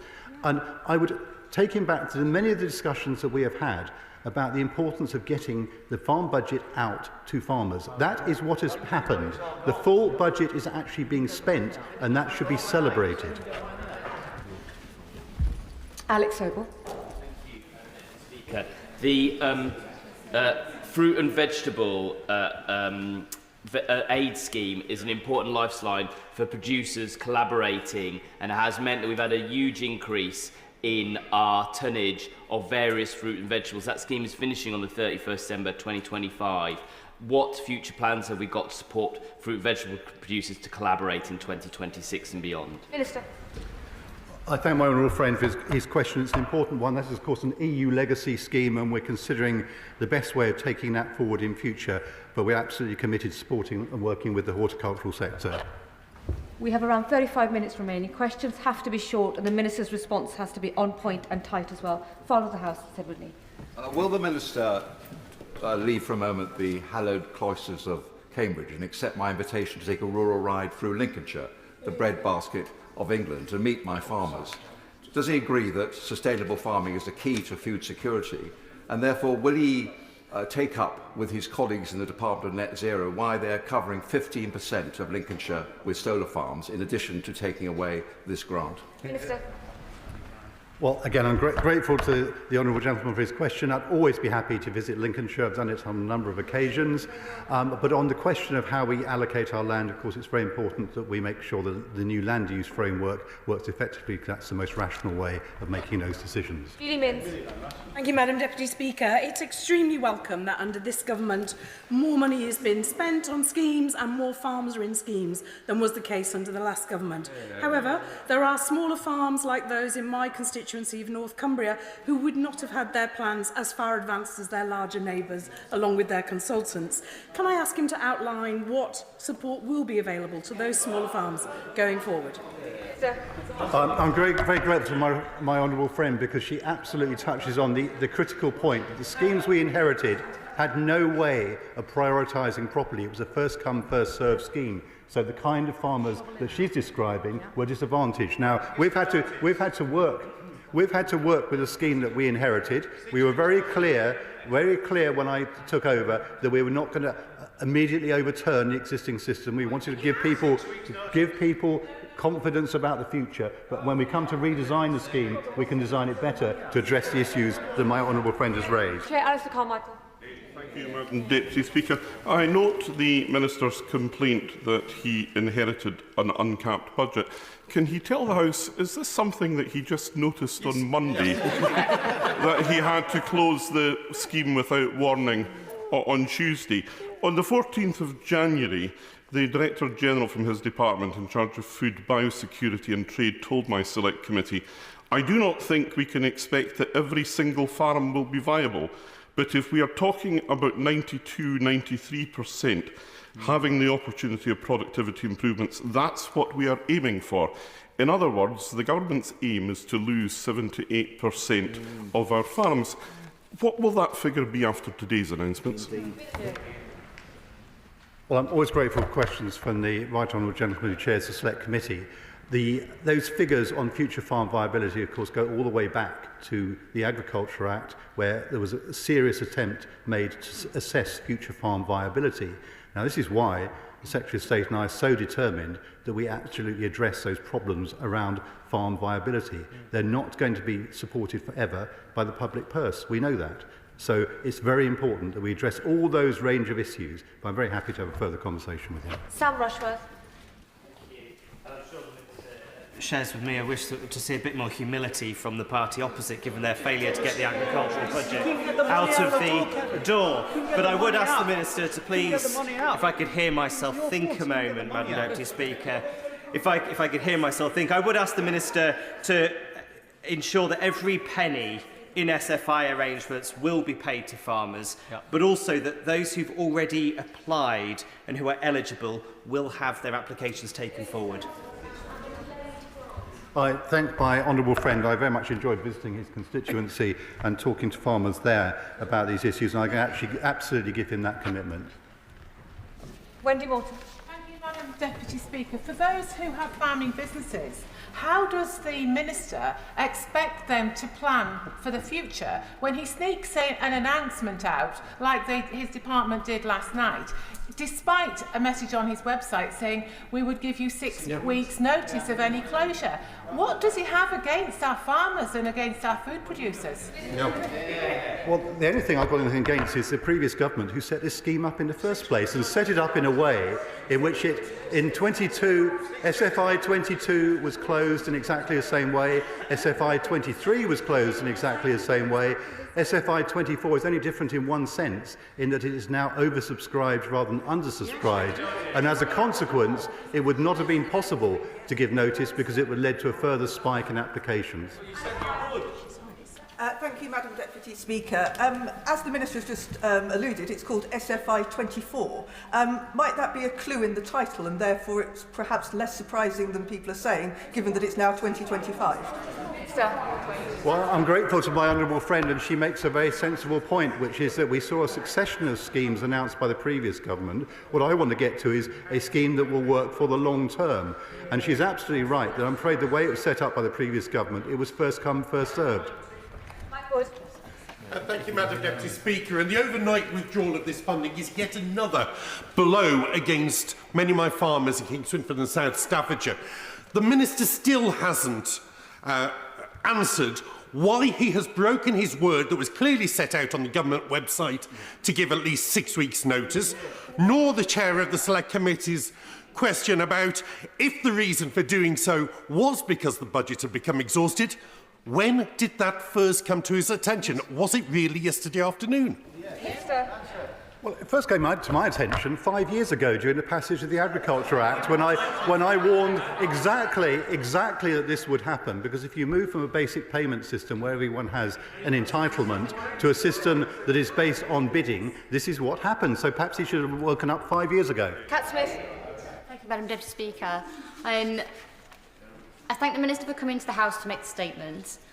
However, I did wake up this morning to many emails in my inbox from farmers across Lancaster and Wyre, and I would like to invite the Minister to join me, because I'm going to accept the invitation from my constituent Kath to visit her farm, because she was in the situation of her SFI application was ready to go. She's coming out the countryside stewardship agreement, so therefore she's been left in limbo, and I wondered if whether or not he would join me in meeting farmers across Lancaster and Wyre. Minister. Well, as I've said to many honourable members, I'm always happy to try and meet farmers whenever I can, and I'll add her to my list. But I absolutely understand the point she is making, but this was a fundamental problem with the schemes as designed that we have inherited. We need to do better in future, and that is what we will do as we redesign it. Andrew George. Thank you, Madam Deputy Speaker. What assurance can the Minister give farmers in my constituency, which were recently designated a SSSI in the Penwith area, as well as being supported, of course, by a recent designation of landscape recovery as well? Now they seem to be in a position where there's going to be no support for it at all. How are they going to adjust to this new regime, and what assurance can he give my farmers that the funding will be in place to support their actions in the SSSI? Minister. So there's some complexity in that question which I might need to address directly with the honourable gentleman, but landscape recovery is absolutely not affected by this, so it depends upon the exact nature of the application. Campbell-Savers. Thank you, Madam Deputy Speaker. Can the Minister confirm more about the timetable for SFI 25 to provide some reassurance to my farmers in Penrith and Solway that we are going to deliver? And can he also explain a little bit more about how we ensure that more of my hill farmers get into the SFI scheme, which the last government failed to deliver on? Minister. As I said, I'm grateful to my honourable friend for his question. It's an important one because we will be working with farmers and organisations to redesign the schemes so it addresses that very question. Now, that will be taking place over the summer this year, and we'll, obviously, once we've had those conversations, we'll be able to announce exact timings. But he's absolutely right to raise the point that there has been no fair allocation of resources. It has been just on a first-come, first-served basis. Charlie Dewhurst. Thank you, Madam Deputy Speaker. Now, the Minister's own statement here says this decision is about investing in long-term stability. First, we've had the body blow of the family farm tax. We've had the reduction in BPS. We've had the pulling of capital grants. And now the cancellation of SFI. How is any farming business expected to invest in the long term? Minister. The honourable gentleman is a sensible person who we've had many discussions with him over the years. When he says pulled, what he means is the budget was completed. And it's exactly the same in this case. And I do think it's important that honourable members opposite understand that you can't spend the same money twice. Now, they lived in a world of cakeism. We don't. And the money is spent. Once it's spent, you then have to move to a new set of schemes when you have the money available. Andrew Pakes. Madam Deputy Speaker, and can I thank the Minister for bringing the statement to the House and sharing such honesty about challenges in the scheme. Can I urge the Minister not to take any lectures from the party opposite, who oversaw a chaos in DEFRA and a £300 million underspend, a shameful reckon? And can I ask the Minister if he can assure the House and outline details to ensure that future schemes gets the money out the door, gets it into farmers' pockets and stops the waste and bureaucracy we've seen under the previous government in DEFRA? My honourable friend is absolutely right. I'm afraid I was genuinely dismayed by what I found when I came into the department, perhaps not entirely surprised, but we have spent the last 6 or 7 months trying to get control of this, because if you have a scheme which is not capped, not managed, no budgetary control, then you have a problem. The figure's £5 billion overall, the biggest amount for farming that we've had. We're going to make sure the money gets out to farmers. Sarah Dyke. Speaker, coming at a time of record low confidence in farming, many farmers in Glastonbury and Somerton will feel that this sudden closure of the SFI scheme will bring them closer to closing their farm gates for the very last time, at a time when food security is at an all-time low. So what communications are going to affected farming businesses, and what support will DEFRA give to those that are dealing with vulnerable farmers at the sharp end? Well, I have to say I don't actually agree with some of the honourable lady's question, because the food security report that was published at the end of last year did not bear out her analysis. But the RPA has written to farmers today, setting out exactly the situation to give people reassurance. Whereas, Madam Deputy Speaker, is the Minister surprised that the party opposite is now crying crocodile tears when they failed to get £350 million of SFI out into farmers' hands, and they failed to stop speculative acquisition of farmland by tax dodgers? Minister.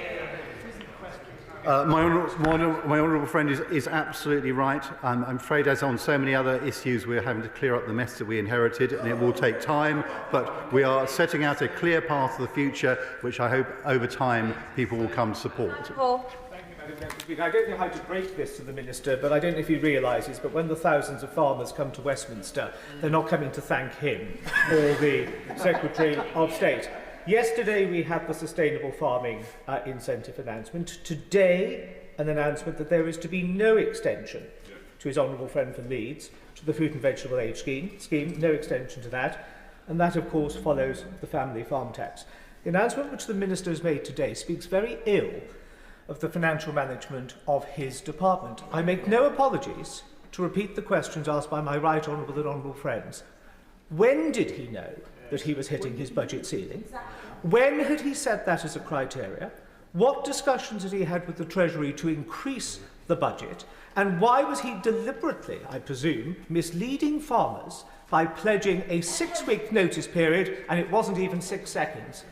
Just before the Minister responds, the honourable member, he knows that he cannot use the term deliberately misleading, so I'll ask him to withdraw that statement.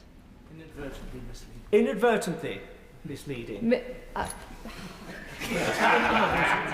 No. Minister.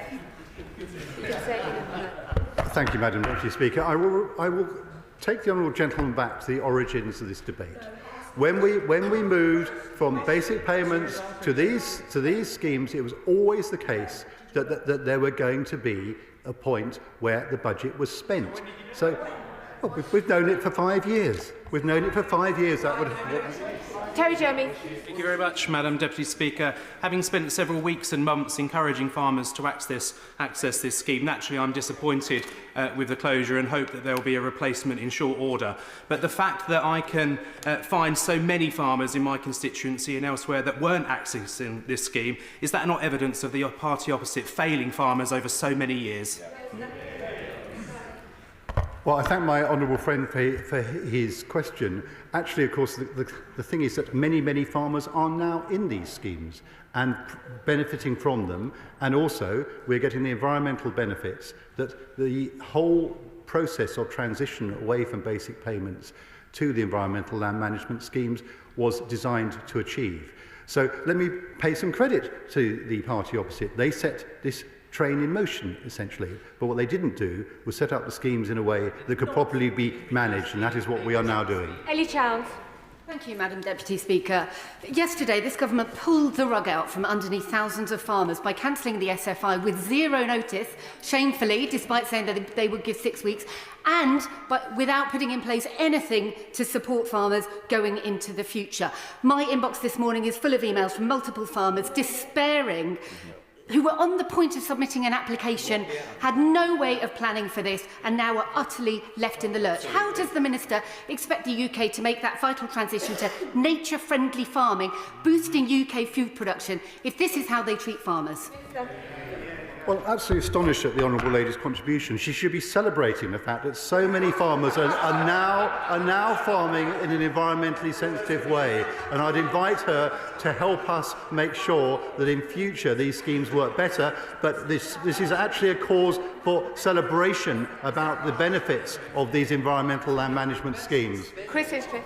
Madam Deputy Speaker, I've also been contacted by concerned and impacted farmers in North East Hertfordshire. Can the Minister assure me that the revamped SFI alluded to will allow farmers to plan seasons ahead over the remainder of this Parliament as they need to? Minister. I'm grateful to my honourable friend for his question. Quite clearly, over the last 5 years, we have all known that this was a transition that was happening. There was always going to be a point in this transition when we moved from basic payments to environmental land management schemes where it would be down to people applying for these schemes. So I understand my honourable friend's concerns. What I would encourage farmers to do is apply early in these schemes. It was a first-come, first-served scheme before. In the future, we'll try and make sure there's a better process for allocating, but that's the system we inherited. Adam Dance. One of the key messages from farmers at my forum I held in my constituency, Yeovil, was that they have lost trust in this government and investing in sustainable farming. Does the Minister, recognising ending SFI with no warning has only worsened the loss of trust? And what plans does the government have to restore Yeovil's farmers' confidence in this government? Well, I hear the honourable gentleman's question, but I would say that the fact that we've got so many people in agreements, so much land actually being farmed within these agreements, shows that many, many people in this country have absolute confidence in what we're doing.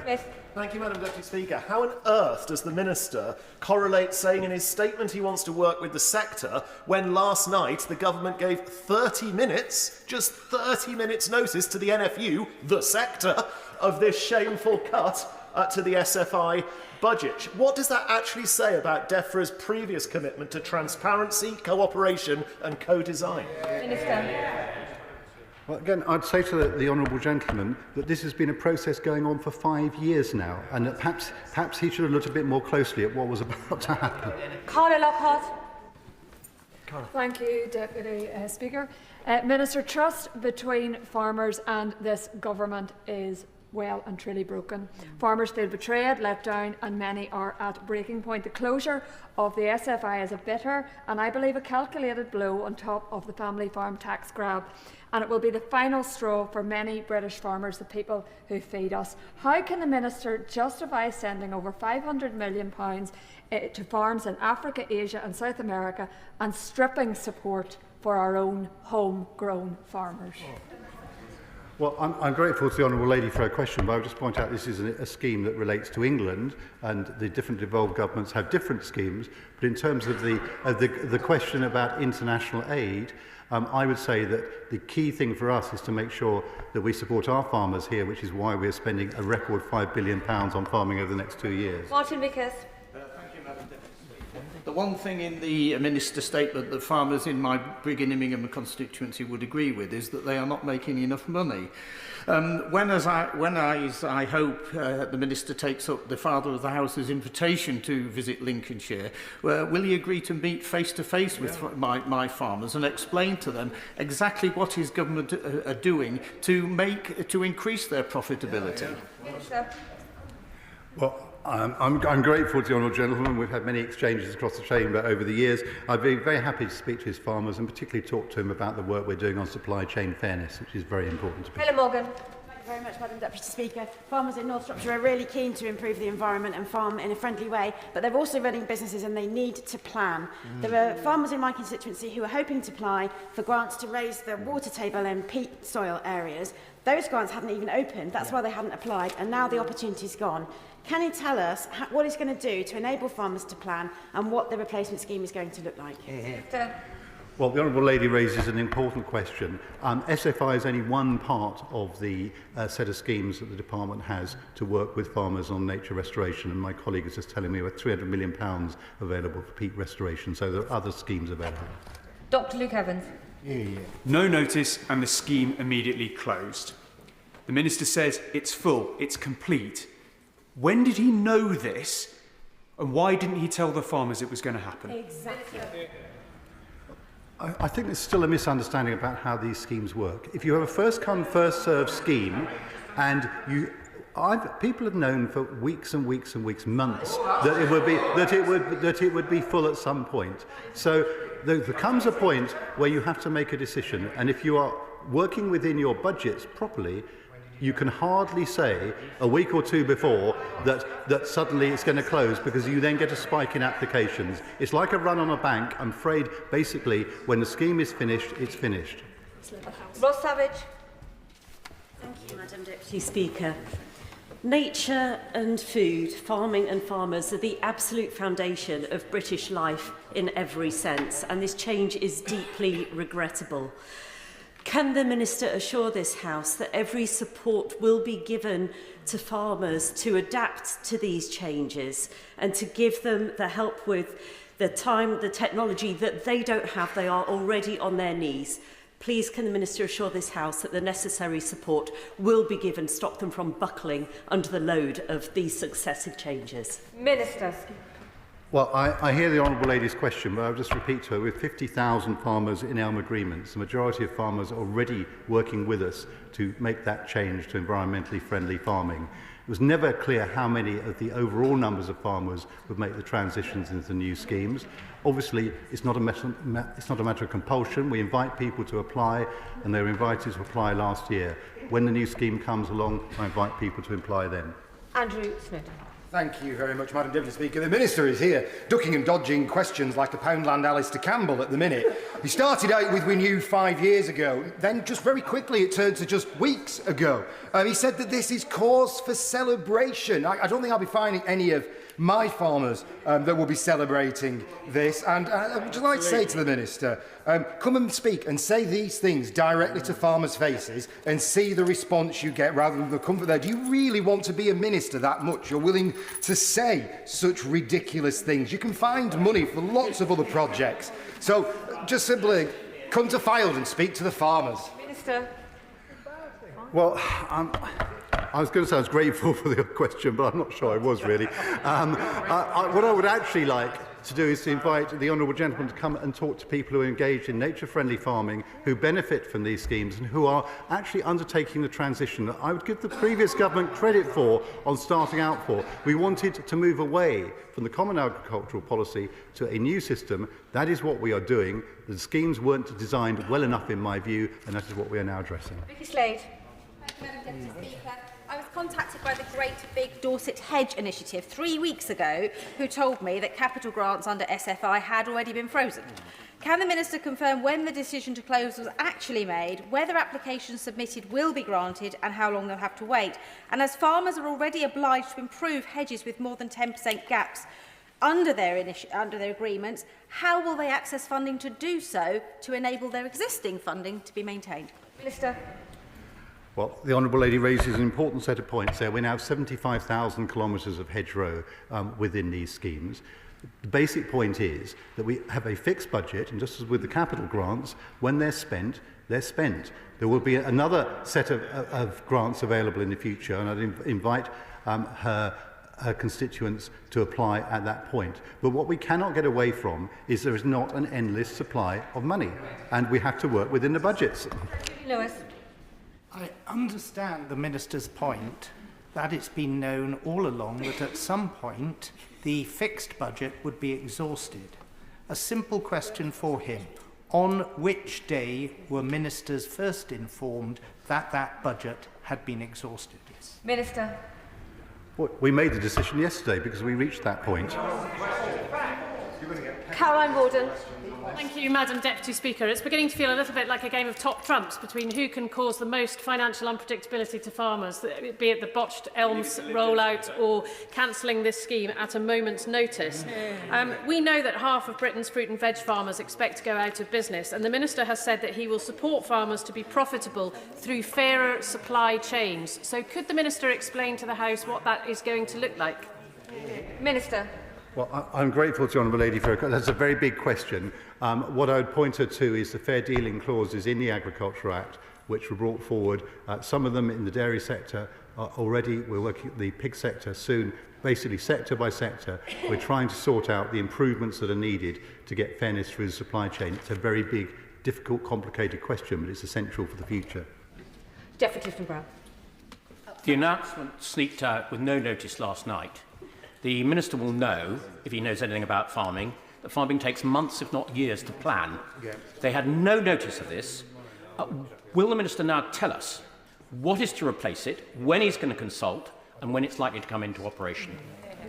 Minister. I'm grateful for the question because it is what we will do is over the next few months, through the spending review, we'll be reviewing how we can improve the scheme to avoid the very quick point that he has just outlined, and that I'll be reporting back to the House later in the summer. Ben Maguire. Thank you, Madam Deputy Speaker. Having met with young farmers at Duchy College in North Cornwall last week, it's clear confidence in the farming sector is at an all-time low, with many looking for alternative careers. With the government's hammer blow to SFI payments on top of the family farm tax, what plans does the Minister have to incentivise young people to get into farming? Now they face a huge tax bill upon inheriting their family farm and will no longer be incentivised for environmental stewardship and sustainable farming. Well, I completely disagree with the premise of the question, as the honourable gentleman will probably realise, because he's right to say we need to get generational change into farming, and there are a number of ways in which that can happen. But no, I'm not laughing at it at all. It's a very, very serious point here. I am genuinely concerned about the future of the farming sector unless we get generational change. We'll be looking closely at how we can do that in future. But in terms of stability, having the £5 billion budget that we've secured was a very, very good first step. Ms. Fuller. Thank you, Madam Deputy Speaker. My farmers in Chichester are exhausted with the ever-changing schemes and the time it takes to apply for those schemes. So imagine their surprise when they find out that the SFI scheme has closed, not with no notice, I think that's unfair, with 30 minutes notice given to the NFU as opposed to the 6 weeks that they were promised, and at a time when BPS schemes are significantly reducing. What communication and support is going to be given for those family farms that have missed out on this round of SFI funding? Minister. Again, I thank the honourable lady for her question. What I would say is that it should have been clear to people for a long, long time that this transition was coming, because that was the move away from a system based on entitlements for every farmer through the basic payment system to a system that relied on people applying to what was essentially a fixed budget. Now, I agree with her, and I agree with many of the other contributions, that the way the system was set up did not allow proper prioritisation or fairness in terms of allocation. That's what we would like to change in future. But that's the system we inherited. And I'm afraid that is where we are at the moment. But remember, the vast majority, or the majority certainly, are already in schemes. And for those that have not yet come forward, what I'd gently say for the future is the advice is probably for these kind of schemes, it's better to apply earlier rather than to wait. Def Aquarone.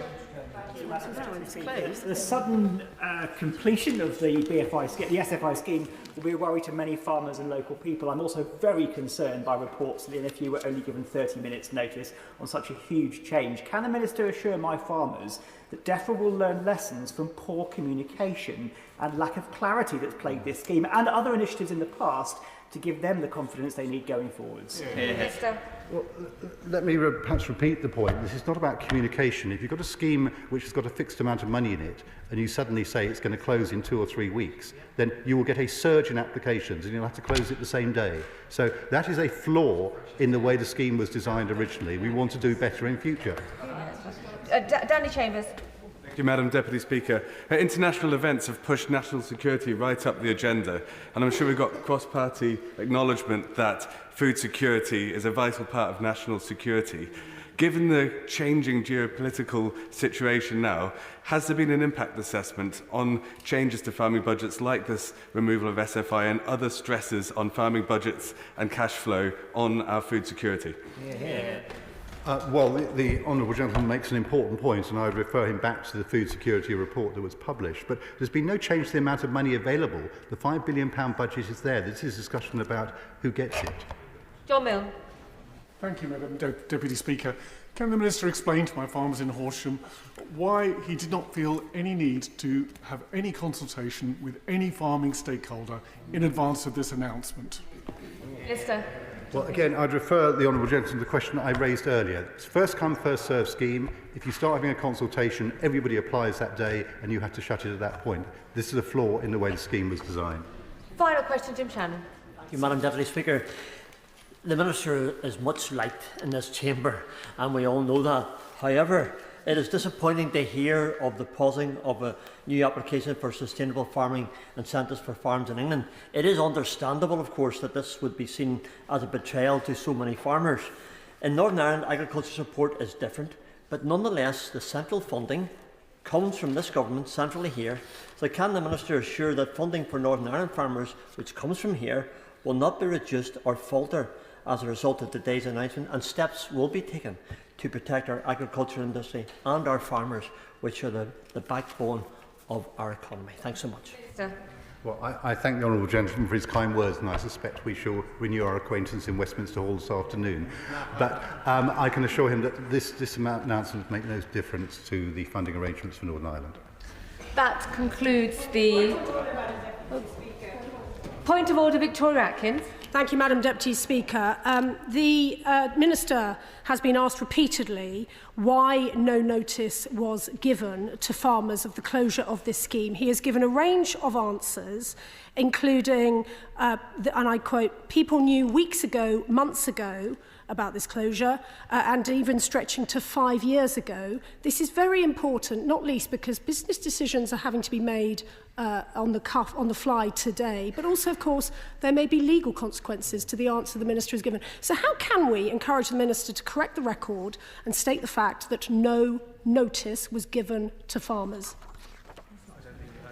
I'm grateful for the right honourable member for giving notice of her point of order. The Chair is not responsible for the accuracy of Minister's statements in the House, but she has put her point of order on the record. I don't believe that. No, then I don't believe that the Minister wishes to respond, and I will end that there. The next point of order is Marie Tidbill. Thank you, Madam Deputy Speaker. I'd like to correct the record and also make a declaration of interest. In my excitement in making my first intervention on the Employment Rights Bill yesterday, I did not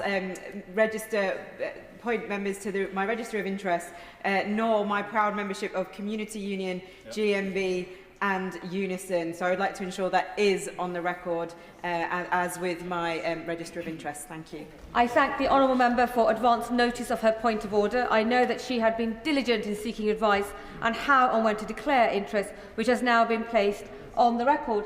Point of order, Sir John Hayes. Thank you, Madam Deputy Speaker. The former Defence Minister, the Right Honourable Member for South West Wiltshire, on May the 21st, 2024, published records of blood and urine tests relating to nuclear test veterans. He said at that time there were 150.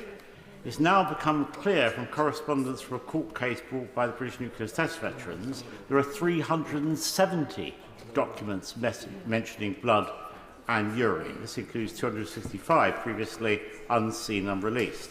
This raises the possibility, Madam Deputy Speaker, as you will appreciate, that the AWE misled ministers about the number of records, and then inadvertently and entirely innocently, the minister brought the wrong information to this House. I seek your guidance on how the government can both correct the record but also publish those extra records. The nuclear test veterans deserve nothing less. I am grateful to the honourable member for giving notice of his point of order. The Chair is not responsible for the accuracy of ministerial statements in the House, but he has indeed put his point on the record, and no doubt the Treasury benches are taking note and listening. Now, I'll give the front benches a few moments to swap over before we move on to the 10-minute rule motion.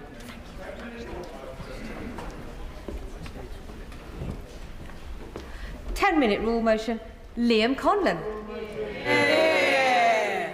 Thank you, Madam Deputy Speaker. Madam Deputy Speaker, I beg to move that leave be given to bring in a bill to require the Secretary of State to report to Parliament on the potential merits of disregarding payments received under the Mother and Baby Institutions Payment Scheme operated by the Government of Ireland for the purposes of taxation, means-tested social security payments and social care capital limits, and for connected purposes. Madam Deputy Speaker, Philomena Lee was 18 years old when she became pregnant in 1952 and was sent to Sean Ross Abbey Mother and Baby Home in Roscrea, County Tipperary in Ireland. Here Philomena gave birth to her son Anthony, and here they both lived until Anthony reached the age of 3 and Philomena was cruelly forced to give him up for adoption. Anthony was sold to a couple in the United States. Philomena would never see him again. Almost 60 years on, Philomena's story reached a global audience when it was made into the Oscar-nominated film Philomena, starring Dame Judi Dench and Steve Coogan. The film chronicles the time Philomena spent in Sean Ross Abbey and her painstaking search for her long-lost son decades later with the help of author Martin Sixsmith. I wish Philomena's story was an isolated one. Sadly, it is not. Philomena is one of tens of thousands of women and their infant children who spent time in mother and baby homes across Ireland for the perceived sin of becoming pregnant outside of marriage. The women were regularly used as unpaid labour, and infant mortality was alarmingly high. They experienced harsh conditions, mistreatment and abuse, both physical and psychological. In certain homes, women were routinely separated from their children, with some being adopted against the wishes or even knowledge of their mothers, as happened to Philomena Lee and her son Anthony. As a direct result of the abuse and trauma they experienced, many mother and baby home survivors moved to England. In some cases, they came here because they thought that disappearing from their home country was the only way to protect their families' reputations. And so for decades, thousands of survivors, including here in Britain, lived in secrecy and shame. It wasn't until 2021 they finally received an apology from the then Taoiseach Micheál Martin for what he described as a profound generational wrong visited upon Irish mothers and their children. This was followed by the Mother and Baby Institutions Payment Scheme, which opened to applications last March. The scheme represents a measure of accountability for what happened, recognising the lifelong impact that time spent in these institutions will have.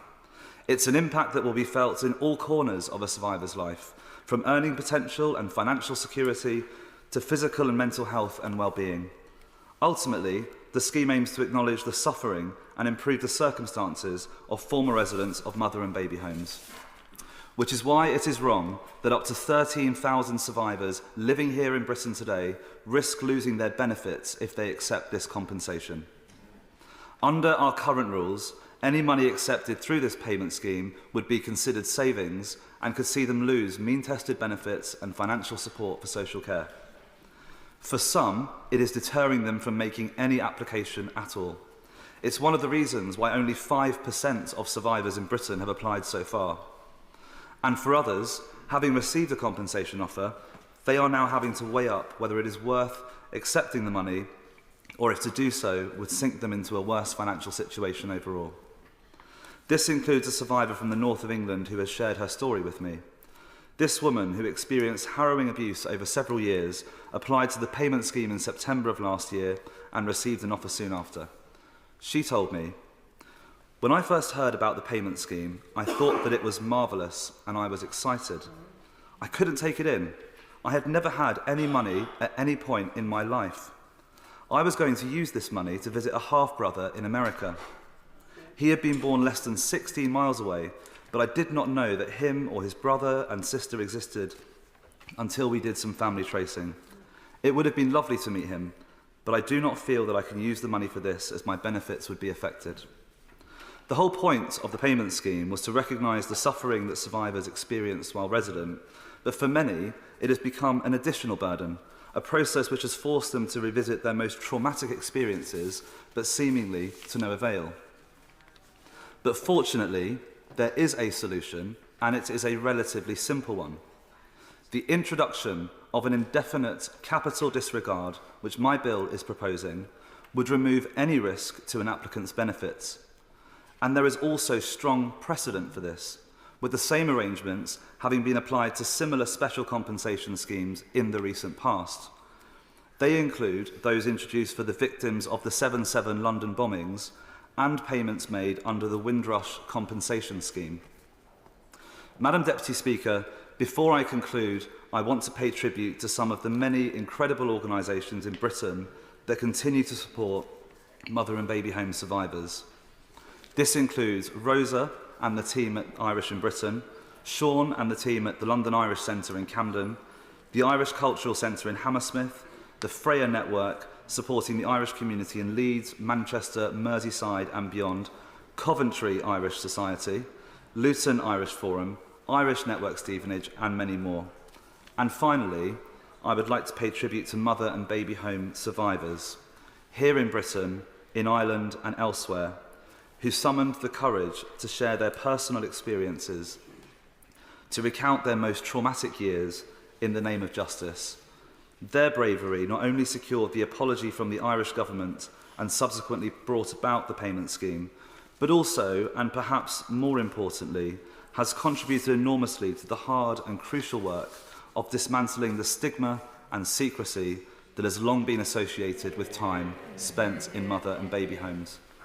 This, of course, includes Philomena Lee, whose own story brought this injustice to a global audience, and I am delighted that Philomena's daughter Jane and her grandson Joshua are here in the chamber with us today. Madam Deputy Speaker, Ireland's mother and baby homes were cruel institutions. Over 7 decades, tens of thousands of Irish women were sent there for the perceived sin of becoming pregnant outside of marriage. They were subjected to the most horrific mistreatment and abuse, physical and psychological. Women were used as unpaid labour. They had their children forcibly adopted, sometimes overseas, never to be seen again. The women and children fortunate enough to leave the institutions often came here to Britain. They came here to escape the stigma and shame and build a new life. And there are more than 13,000 survivors living here today. Last year, the Irish government opened a long-awaited compensation scheme for those survivors. It is a small but important mark of accountability and redress for what happened to them. But thousands of survivors in Britain today cannot access this compensation without being penalised for it. If they do, they will lose any means-tested benefits or financial support for social care. Just as we did for the Windrush families, we must now change the law to ensure that compensation payments for victims and survivors are ring-fenced. This bill, Philomena's Law, named after the inspirational and courageous Philomena Lee, will achieve that. I am proud to bring it to the House today, and I hope in the months ahead we will see a change in the law so we can deliver justice for survivors and show them the kindness and respect they have so often been denied in life. Thank you. The question is, please be seated, Ms. Conlon. The question is that the honourable member has leave to bring in the bill. As many that opinion say aye? Aye. Many that opinion say aye? Aye. The contrary, no. The ayes have it. The ayes have it. Who will prepare and bring in the bill? Liam Conlon, Claire Hannah, Colm Eastwood, Deirdre Costigan, Lola McAvoy, Damien Egan, Uma Kamaran, Sarah Coombs, Helena Dollymore, Florence Eshalomi, Tom Rutland and Rachel Hopkins. Liam Conlon.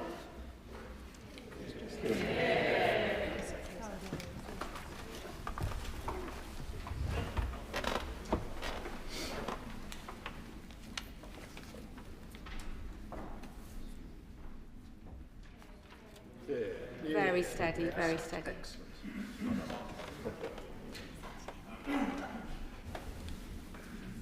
Thank you. Mother and Baby Institutions Payment Scheme Report Bill. Second reading what day? Friday, 28th of March. Friday, the 28th of March. Yeah. Well done, well done.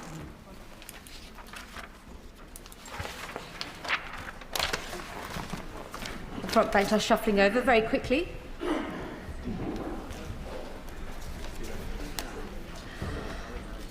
The clerk will now proceed to read the orders of the day. Employment Rights Bill, as amended in the Public Bill Committee, to be further considered. Now. We will begin with Clause 39, with which it will be convenient to consider new clauses, amendments and new schedules as listed on the selection paper for Day 2. I call the Minister to move new Clause 39. Minister Justin Madison. Thank you, Madam Deputy Speaker. I beg to move that the clause be read a second time. First of all, can I declare my register of interest, membership and financial interest in trade unions, as I have done throughout the passage of this bill? And can I thank all members in all parts of the House for their contributions to yesterday's debate? I look forward to another good debate today as we work together to ensure this bill works in practice for workers and businesses of all sizes across the whole country. Similar to yesterday, I will use my opening remarks to explain to the House the amendments put forward by the Government in parts 4 and 5 of the bill. The Government is moving a number of amendments which represent a significant step forward in modernising our industrial framework. Amendments to Clause 50 will strengthen the provisions of trade union access right. They will ensure the framework functions effectively and deliver on our commitment to modernise working practices. They will streamline access provisions by allowing a single CAC member to make a fast-track decision on whether access should take place. In making a decision about whether it is a single person or a panel who will consider the application, the CAC will be required to have regard to the complexity of the case, as well as whether the proposed terms of the agreement are model terms, various criteria which will be prescribed in secondary legislation following consultation. They will also clarify that supporting a worker is a legitimate purpose for access and provide a power to bring forward secondary legislation to make further provision as to how the CAC is to determine the level of penalty fines for non-compliance with access agreements. And it will expand access rights, enabling access agreements to cover communicating with workers in ways that don't involve entering premises, for example, connecting digitally using technology, therefore modernising our antiquated industrial relations framework.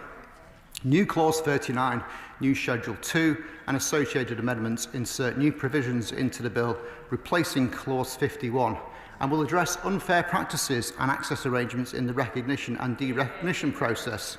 They will extend the application of unfair practice protections to the point at which the CAC accepts an application for recognition or derecognition and ensures employers cannot increase the size of the bargaining unit for the purposes of the recognition application after the application is made. This will end the deliberate gaming of the system that we have seen in recent years. It will also delete the second test for determining an unfair practice complaint, which currently requires the CAC to consider how an alleged unfair practice may have affected workers' votes in the recognition or derecognition ballot. It will extend the time limit in which unfair practices can be reported after the ballot closes to 5 working days. It will ensure that an employer cannot recognise a non-independent trade union after receiving a request for voluntary recognition from an independent trade union, subsequent application to the CAC for statutory recognition, and it will bring forward and formalise the process for agreeing access arrangements between the employer and the union during the recognition and derecognition process. These amendments will streamline the recognition process, reduce opportunities for unfair practices to occur, and ensure unions seek recognition have a fair and transparent statutory route to enable them to do so. Today's amendments in terms of industrial action rules will reduce the costly, complex and bureaucratic requirements on unions in relation to industrial action and ballot notices, whilst ensuring that employers have the necessary notice and information to prepare for industrial action. New Clause 42 will simplify notices to employers of industrial action ballots and industrial action, reducing the chance of spurious challenge and making the information required more proportionate. New Clause 43 will extend industrial action mandates from 6 to 12 months, reducing the need for repeated ballots, and amendments to Clause 61 will mean the notice period for industrial action will be set at 10 days, giving businesses time to prepare while safeguarding workers' rights. Amendments to Clause 58 mean that the 50% ballot turnout threshold repeal will be subject to commencement on a date to be set in secondary legislation. Turning now to political fund ballots, new Clause 40 and associated amendments remove the requirement for unions to hold a ballot every 10 years on maintaining a political fund. Instead, unions will provide reminders about members' right to opt out every 10 years, ensuring transparency without imposing costly and time-consuming ballots. Moving now to the Fair Work Agency, the bill will bring together the various agencies and enforcement bodies that enforce employment rights into the new Fair Work Agency to ensure that where employers are not doing what is right, a simplified and strengthened enforcement system will protect workers and ensure justice in the workplace. The Fair Work Agency needs to have the right tools to do the job. This is a series of amendments that forms a package that will give the Fair Work Agency those tools that it needs to hold all employers to account more effectively. That is fair for workers and it is fair for businesses too. The Government is moving amendments to introduce new powers that are key to the Fair Work Agency's core enforcement role. New clauses 44 to 56 create a civil penalty regime. Under this regime, enforcement officers will be able to issue notices of underpayment and impose a penalty on employers where they have underpaid individuals in breach of statutory pay rights that are within the remit of the Fair Work Agency. As a result, the Fair Work Agency may be able to help workers get the money they are owed more quickly than if they had to go through an employment tribunal. But in other cases where proceedings before the tribunal are necessary, we want the Fair Work Agency to be able to support individuals and ensure the tribunal's time is used as effectively as possible. New Clause 57 does that by enabling the Fair Work Agency to bring proceedings before the employment tribunal if individuals are unwilling or unable to. Under Clause 58, the Fair Work Agency will also be able to offer an advice assistance to individuals bringing employment-related cases before the courts or tribunals. The Government is also moving amendments to upgrade the powers the Fair Work Agency will need to tackle labour abuse effectively. The committee heard from stakeholders including Eleanor Lyons, the UK Independent Anti-Slavery Commissioner, about bad practices in the social care sector, but currently the Gangmaster and Labour Abuse Authority is prevented from investigating many cases because they don't meet the modern slavery threshold. The Fraud Act covers situations that amount to labour abuse but actually fall short of modern slavery. So today we are bringing forward two amendments which will deliver the Government's commitment to give the Fair Work Agency the strong powers it needs to tackle labour exploitation. Firstly, we will enable the Fair Work Agency enforcement officers to use their powers to investigate such cases, helping the Fair Work Agency to protect the most vulnerable in the workforce. And further, we will give enforcement officers the ability to issue special warnings following arrest. In practice, that means telling suspects that if they refuse to answer questions about certain items or their whereabouts, this could be used against them in court. On that point, yeah. I'm grateful to my honourable friend for giving way. There's only been 21 employers prosecuted for national minimum wage violations since 2007. The measures that he's bringing forward, I think, will improve enforcement, but he touched on the Modern Slavery Act. He didn't address the points that were made in the debate yesterday. Will he now use this opportunity to say a little bit more about the government's intention to update the Modern Slavery Act? Minister. I'm grateful for the Shadow Select Committee's interventions. I think we do accept that there are gaps between the modern slavery network enforcement processes and indeed what we currently have in terms of employment rights enforcement. So we are working with the Home Office and the GLAA to improve that. These are things that we can continue to work on in due course as we develop the scope and remit of the Fair Work Agency. And as well as reforming and strengthening the powers, the Government is moving amendments to expand their remit to the Fair Work Agency to ensure effective enforcement of statutory sick pay and holiday pay. Today's amendments will bring Northern Ireland SSP legislation into the scope of the Fair Work Agency and introduce a requirement for the Secretary of State to obtain the consent of the Northern Ireland Executive before bringing any further devolved legislation in scope.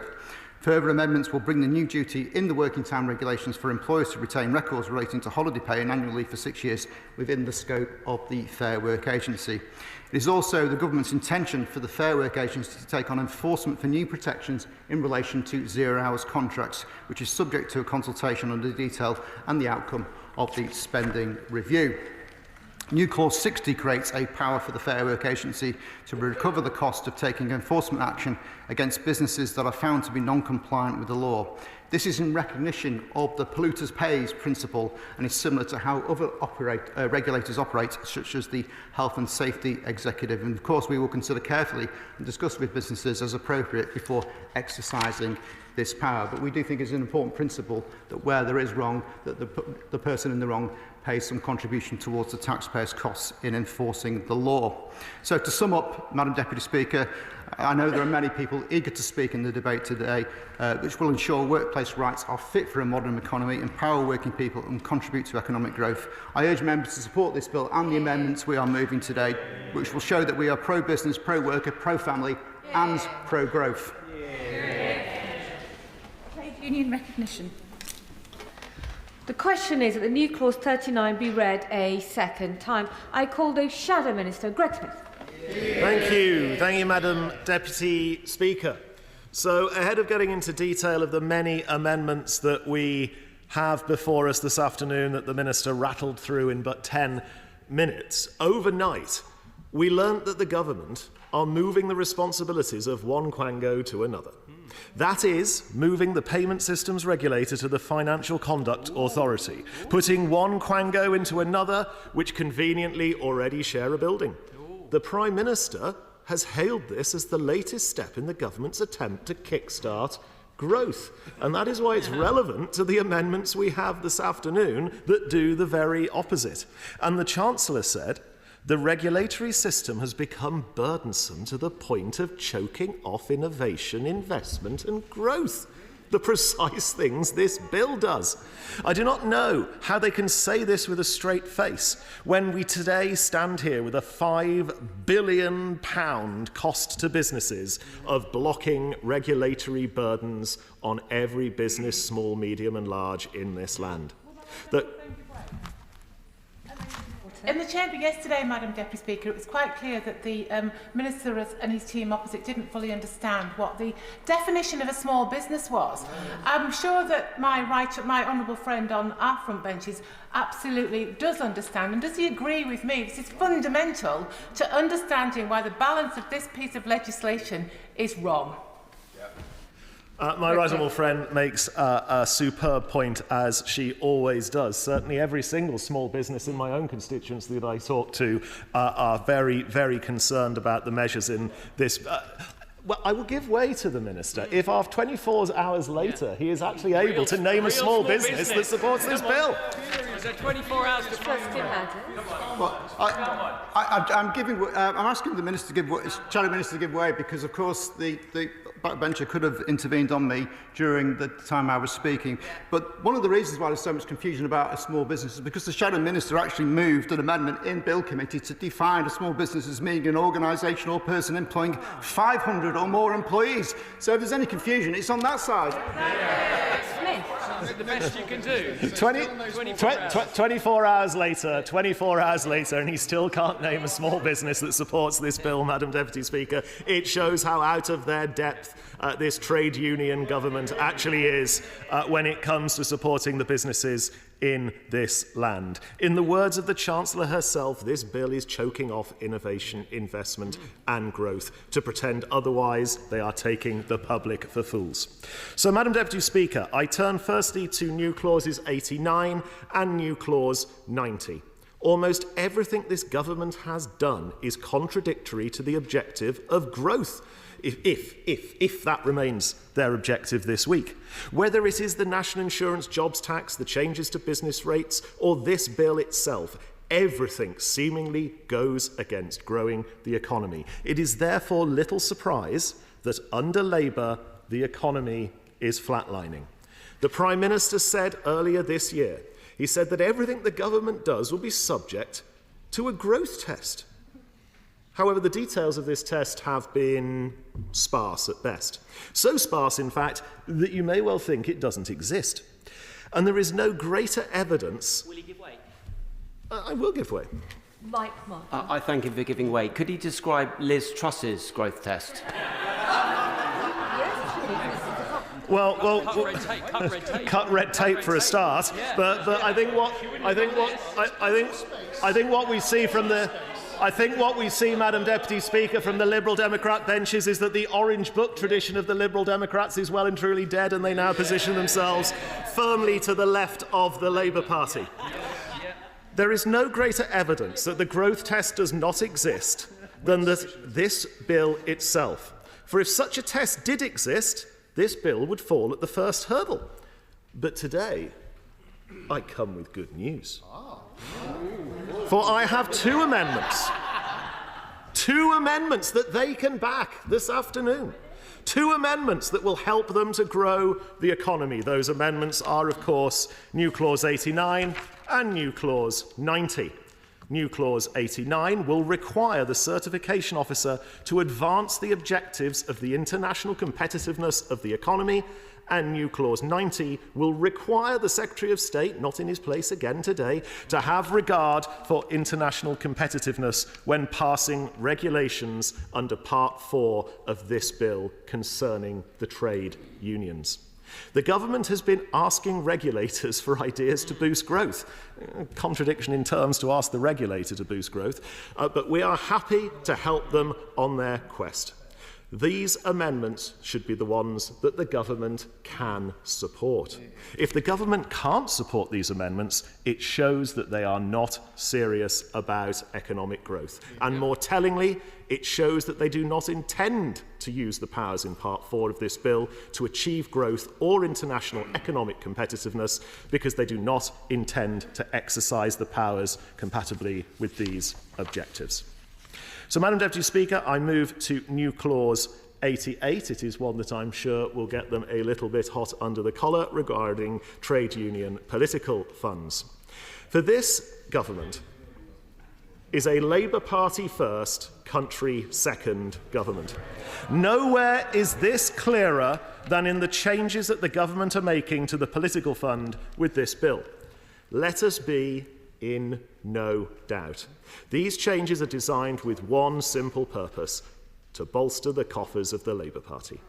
Clause 52 will mean that members of trade unions will automatically contribute to their trade union's political fund without being asked about it first. They will have to opt out rather than, at present, opt in. If trade union subscriptions are... Did someone want to try and defend that? No? OK.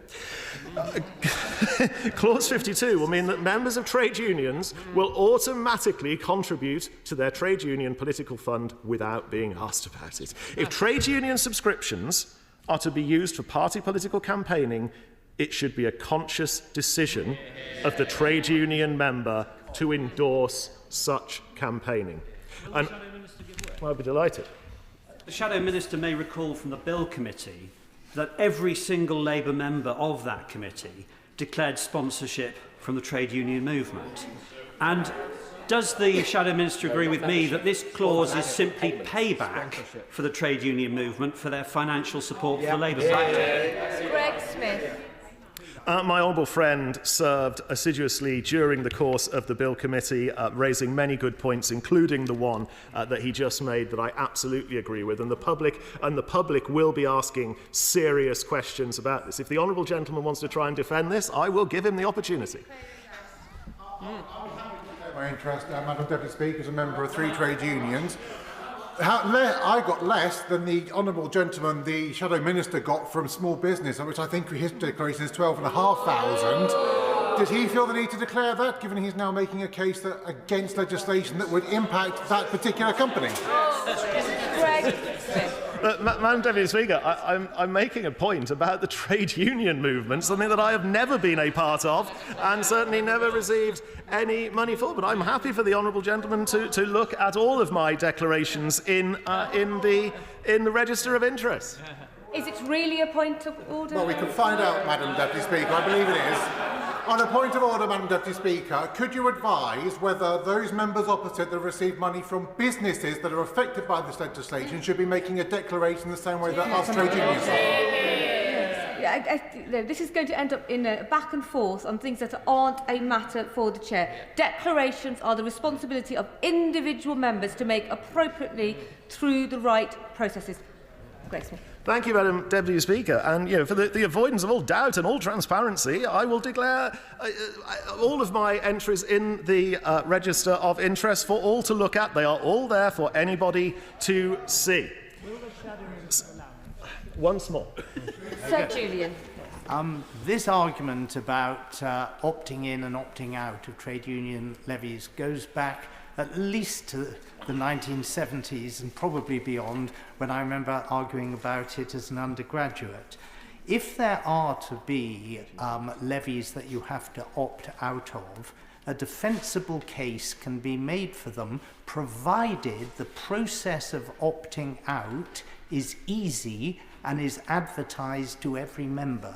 Does my honourable friend know whether the government proposes to institute mechanisms to make it known to every member how easily they can opt out? Greg. My right honourable friend makes an incredibly important point on this, because if you look at the detail of this bill, Madam Deputy Speaker, what is very clear and obvious is that the government are trying to make it as difficult as possible for people to opt out of the trade union political fund. That is the very point of them changing this legislation. And opt-in, I'm going to make a bit of progress and then I will come to the honourable lady. An opt-in is the default under consumer protection law and information law. Combined with the 10-year reminder change, it is highly likely that many trade union members will not be aware that their subscriptions are being used in this way, and that they are eligible to save money on their trade union fees by not being a member of the political fund. Despite all the talk of supporting working people, it is clear that concern simply does not apply when working people's money is being taken to fund the Labour Party and other political causes. We have tabled Amendment 291 because we fundamentally believe that people should consent explicitly what is, in effect, to a subscription trap. Amendment 291 simply maintains the status quo. It is the right thing to do. The Secretary of State for Business and Trade... OK. Many thanks, and thank you, Madam Deputy Speaker. I draw attention to my register of interest, my membership of Community in Usdaw. Can the honourable gentleman tell us how many times that such a ballot has actually resulted in the closure of a political fund? The honourable lady is putting a smoke and mirrors argument up here to try and cover the fact that they are changing the status quo of an opt-in system to an opt-out system. To me, it is just straightforward common sense that something like this people would expect to have to opt into, not this particularly egregious case of every 10 years being casually reminded that, well, maybe they could save a bit of money by opting out to a cause that perhaps they don't even agree with in the first place. The Secretary of State for Business and Trade pledged, in fact, to end auto-renewal subscriptions. Because when this side were in government, we passed the Digital Markets, Competition and Consumers Bill. This contained two significant proposals on subscription contracts that are notable here. Reminder notices that businesses need to provide notices to consumers to remind them that their subscription contract will renew and that payment will be due unless the consumer cancels. And secondly, to allow consumers to be able to exit a subscription contract in a straightforward, cost-effective and timely way. Businesses will need to ensure that the process for terminating is not unduly onerous and that consumers can signal their intent to end the contract through a single communication. Now, the Labour Party, then in opposition, supported those aims. In fact, the bill did not go far enough for them at the time. During report stage, the honourable member for Pontypridd tabled new clause 29, which the Labour Party voted to add to the bill. This new clause had a two-pronged approach. It required traders to ask consumers whether they wished to opt into subscriptions renewing automatically, either after a period of 6 months and every 6 months thereafter, or if the period between the consumer being charged for the first and second time is longer than 6 months, each time payment is due.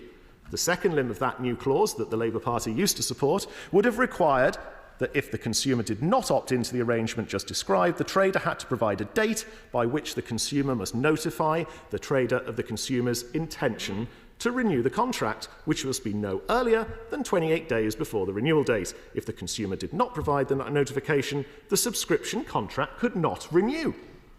So where am I going with this, Madam Deputy Speaker? They're chuntering too early. They're chuntering too early. Because there's a considerable shift in the Labour Party's policy position on subscription traps. The Labour Party seems to believe that consumers should be given every possible opportunity to cancel subscription contracts with businesses, but it should be as hard as possible to cancel a subscription to the trade union political fund. That is why we've tabled Amendment 292 and new Clause 88, so that members of trade unions receive the same rights that Labour pushed for other individuals with a subscription.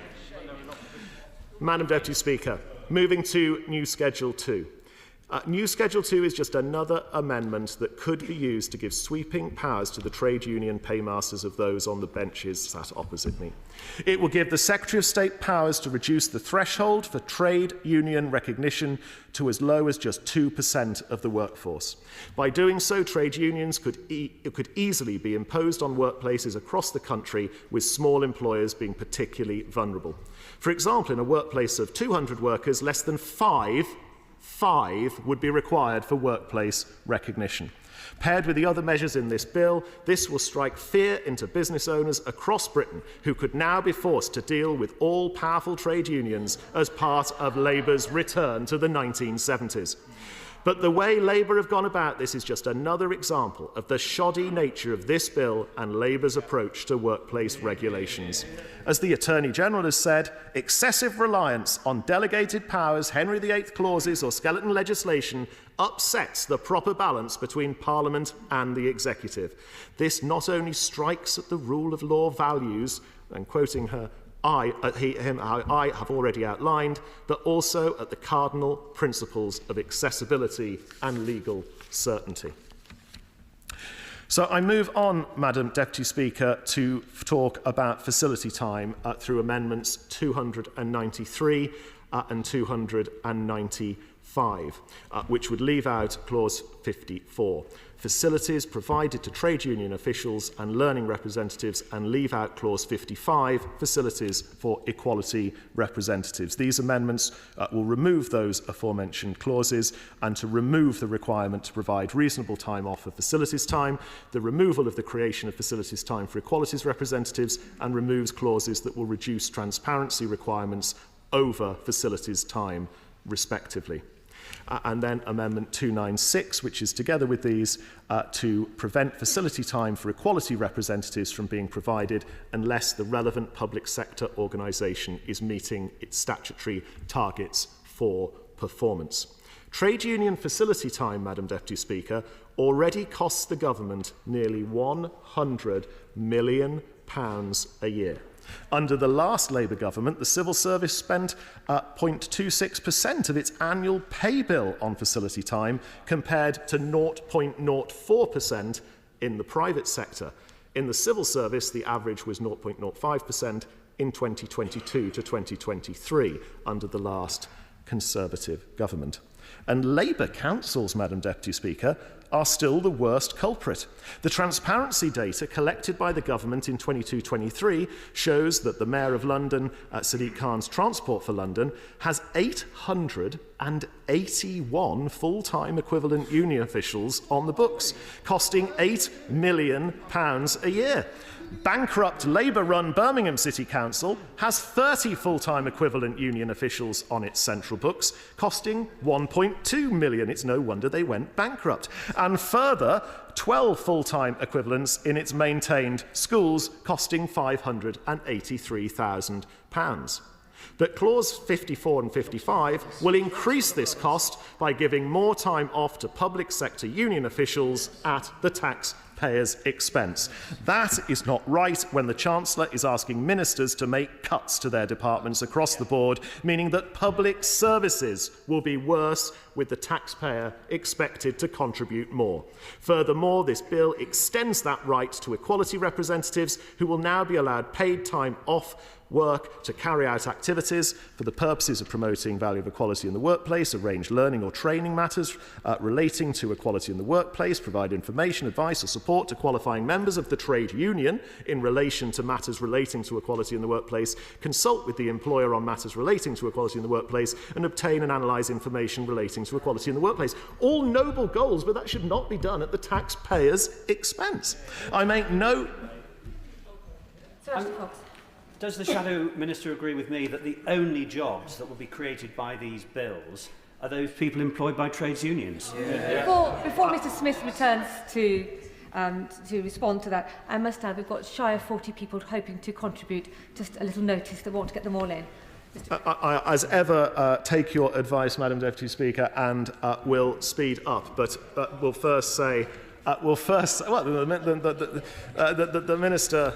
The Minister urges me to carry on. I, of course, would not ignore your advice. Well, never say never again. Anyway, I make no comment on the value of these activities will add to public sector employers and their productivity. But what I would say is that we have already seen this government happy to hand over large pay increases to trade unions with no guarantee of anything in return.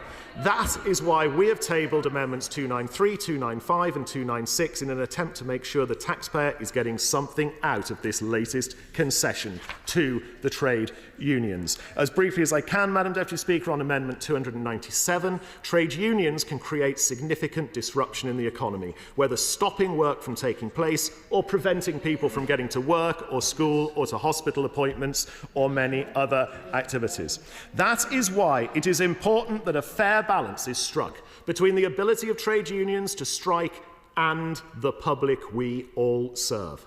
Our Amendment 297 will mean that vital public services such as the NHS can better plan and prepare for strikes. It simply seeks to keep the status quo of 2 weeks' notice. Without adequate warning, constituents of members from across the House are more likely to miss hospital appointments, not be able to travel to see loved ones, or get to work, or suffer greater disruption when schools close due to strikes. That is part of the reason why in the consultation on thresholds, 58% of those who responded support, Madam Deputy Speaker, retaining the 14-day period as it currently is, with only 7% preferring a longer period. Two-thirds of respondents wanted the period to stay the same or longer. Labour promised they would work with business on this bill, but their response to the consultation is just another example of them having their fingers in their ears and simply not listening. The reduction to 10 days is against the wishes of business, will do harm to all of our constituents, and that is why we have tabled Amendment 297 to retain the notice period at 14 days. On Amendment 299, very briefly, strikes should only take place when there is a clear mandate for them. But Clause 58 will mean that strikes can happen with low thresholds by removing the 50% turnout requirement and the 40% support requirement. Combined with government amendments to extend the mandate for strikes from 6 months to 12, this bill allows unions to unleash waves of low support rolling strikes. These costs will come on top of the National Insurance Jobs Tax and changes to business rates, mistakes the government are already making and making running a business more difficult, which is why we have tabled Amendment 299 to remove Clause 58. Madam Deputy Speaker, there is much in this bill to talk to. I will not test your patience or the patience of the House further by going into them, but I look forward to a thorough debate, not least from the benches behind me, to further point out why the amendments the government have put down in this bill this afternoon will harm our economy, destroy jobs and just give more power to the trade unions. Point of order. Mr Mayhew, is it pertinent to this actual debate? Yes. Point of order, Jerome Mayhew. Madam Deputy Speaker, as we all know, members are required to draw attention to any potential conflicts of interest prior to speaking, to avoid any impression, amongst other things, of paid advocacy. Given that Clause 52 will lead directly to increased payment of money from unions to Labour members of Parliament, I ask for guidance on the proper declaration of interests. Most members of the party opposite listed to speak this afternoon have received thousands of pounds from the unions. Totted up, I make it £283,974.86. So, Madam Deputy Speaker, in addition to the general reference to their register of interests, in this instance where there is this direct link, should they also set out the actual amount of money that they have received? There's obviously some further clarity required on this, as it was raised earlier on. It is the responsibility of individual members to ensure that they declare their interest properly. The procedure for raising a complaint of this sort is by writing to the Parliamentary Commissioner for Standards. The guide to the rules sets out the rules relating to the declaration of interest in the debate. This is not otherwise a matter for the Chair. Hopefully that brings some further clarity to that issue. Now, Chair of the Select Committee, Liam Benn. Madam Deputy Speaker, thank you very much indeed for calling me. I'll start with my declaration of interest as a former member of the CBI and indeed a current member of the trade union Unison. Let me just try and bring a few points of consensus. I'm old enough to remember, Madam Deputy Speaker, when members opposite, like the former member for Harlow, were writing pamphlets for think tanks like Demos with titles like "Stop the Union Bashing," "Why Conservatives Should Embrace the Trade Union Movement." And of course that was an echo of something Harold Macmillan used to say in the 1950s. In the 1950s, Harold Macmillan famously said, we used to think that we couldn't have a modern industrial society without trade unions. I still think that. So I think we would all benefit from just a little bit of acknowledgement that industrial relations in this country have not been in a good place. In fact, in 2023, there were more days lost to strikes than at any point in the last 30 years. At the back end of 2022, Madam Deputy Speaker, the ONS calculated that 2.5 million days had been lost to strike action. That is not a record that any one of us in this House should be proud of. It is incumbent on all of us to modernise industrial relations in this country so that we are not divided in this way in the workplace. So I welcome the measures in this bill, and I hope that the Minister will actually use the moment, seize the moment, the fact that we have not only got this bill, but also the advent of an industrial strategy that is going to bring together governance arrangements that get businesses and unions around the table to talk about economic growth in our country. That's a big moment. It's a big opportunity. It's a big moment when actually we can bring together our country around a modern industrial strategy. And I hope the Minister, when he has got this bill done and had a little bit of a rest, maybe gone on holiday for a bit, will actually think about how we bring together, how the government will then publish a modern industrial strategy for the future, backed by a restoration of some of the data that we used to have in this country, such as the Workplace Employee Survey, which we used to have until about 2012, until it was stopped. We need to be more thoughtful about harmony in the workplace because it is in the interest of the constituents that we serve. I give way to the honourable member. I thank the right honourable member for giving way, and he used the term modernising industrial relations, which does sound like a little bit of a euphemism, but to take him at his word on that, is he therefore not surprised that in the pay rises that have come since this government has come in for doctors and for train drivers and a number of other unions, no requirement for increased productivity has been put alongside those pay increases? Surely if we're going to have a modernised industrial relations, it should be combining increased pay that they want, but also the productivity gains that this country needs. Well, the honourable member no doubt will have heard the remarks made by the Chancellor of the Duchy of the Exchequer at the weekend.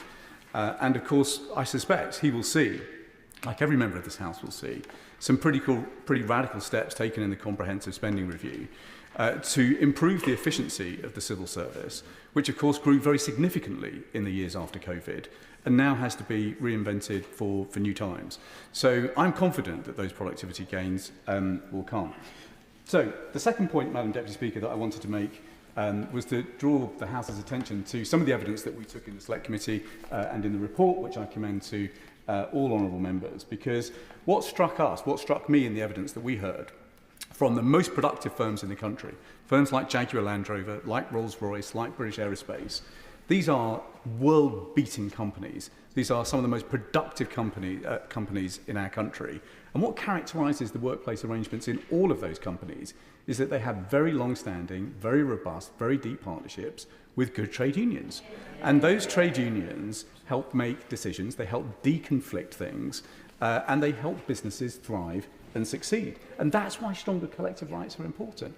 We also, I'm afraid to say, Madam Deputy Speaker, took evidence from companies where there was not that harmony. Companies like Amazon, a company that has had to call ambulances to its warehouses 1,400 times in just 5 years, where we on the committee received whistleblower evidence from workers who were literally having to urinate into bottles because they did not dare take time out from their tasks to go to the bathroom and back, where we heard all kinds of whistleblower complaints around injuries that were being sustained, where pay is rising much slower than sales. But when we had executives from the company in front of us, they could not or would not tell the committee why strike action had been taken by workers in their firms.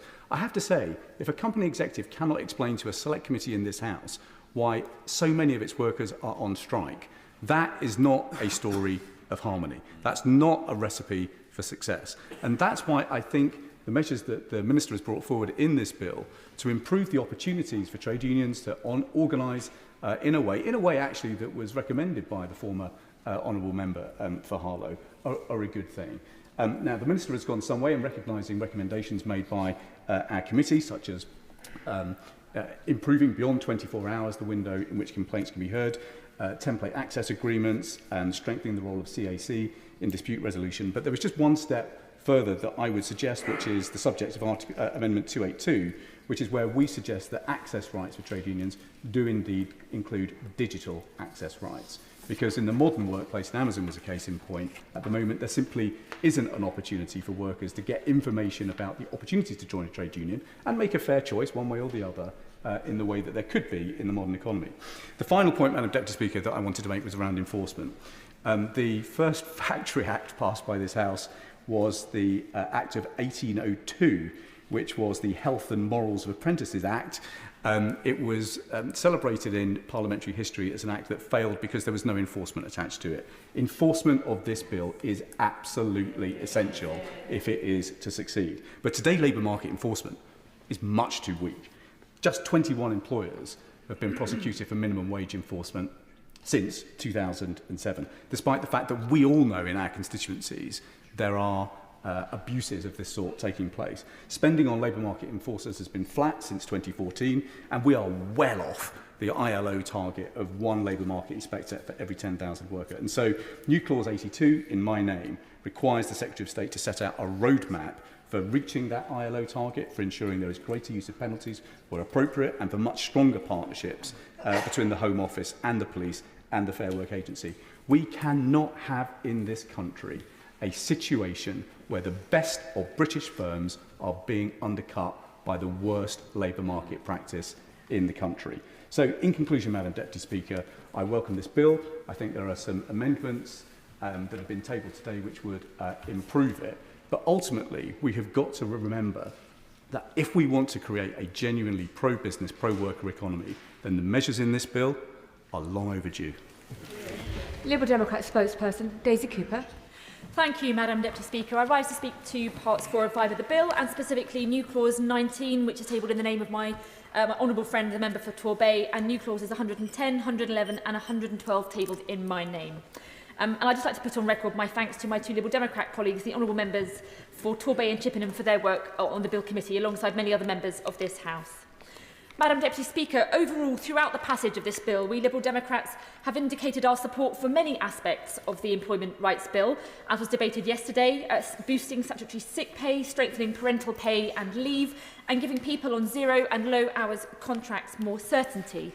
However, Madam Deputy Speaker, a lot of crucial detail has been left for secondary legislation, for lots of new government amendments and continuing consultations, which make it impossible to explicitly endorse the bill as a whole at this stage. Even with 264 amendments at committee stage and 457 government amendments at report stage, there are still major issues that are yet to be determined, especially in Part 4.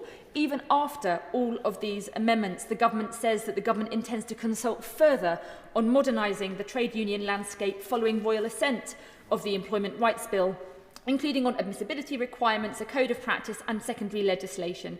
So, Madam Deputy Speaker, it's clear that Part 4 of the bill, which we are debating today, is still far from finalised. We Liberal Democrats believe that employee participation in the workplace is vitally important, but we also believe it should go hand in hand with wider employee ownership.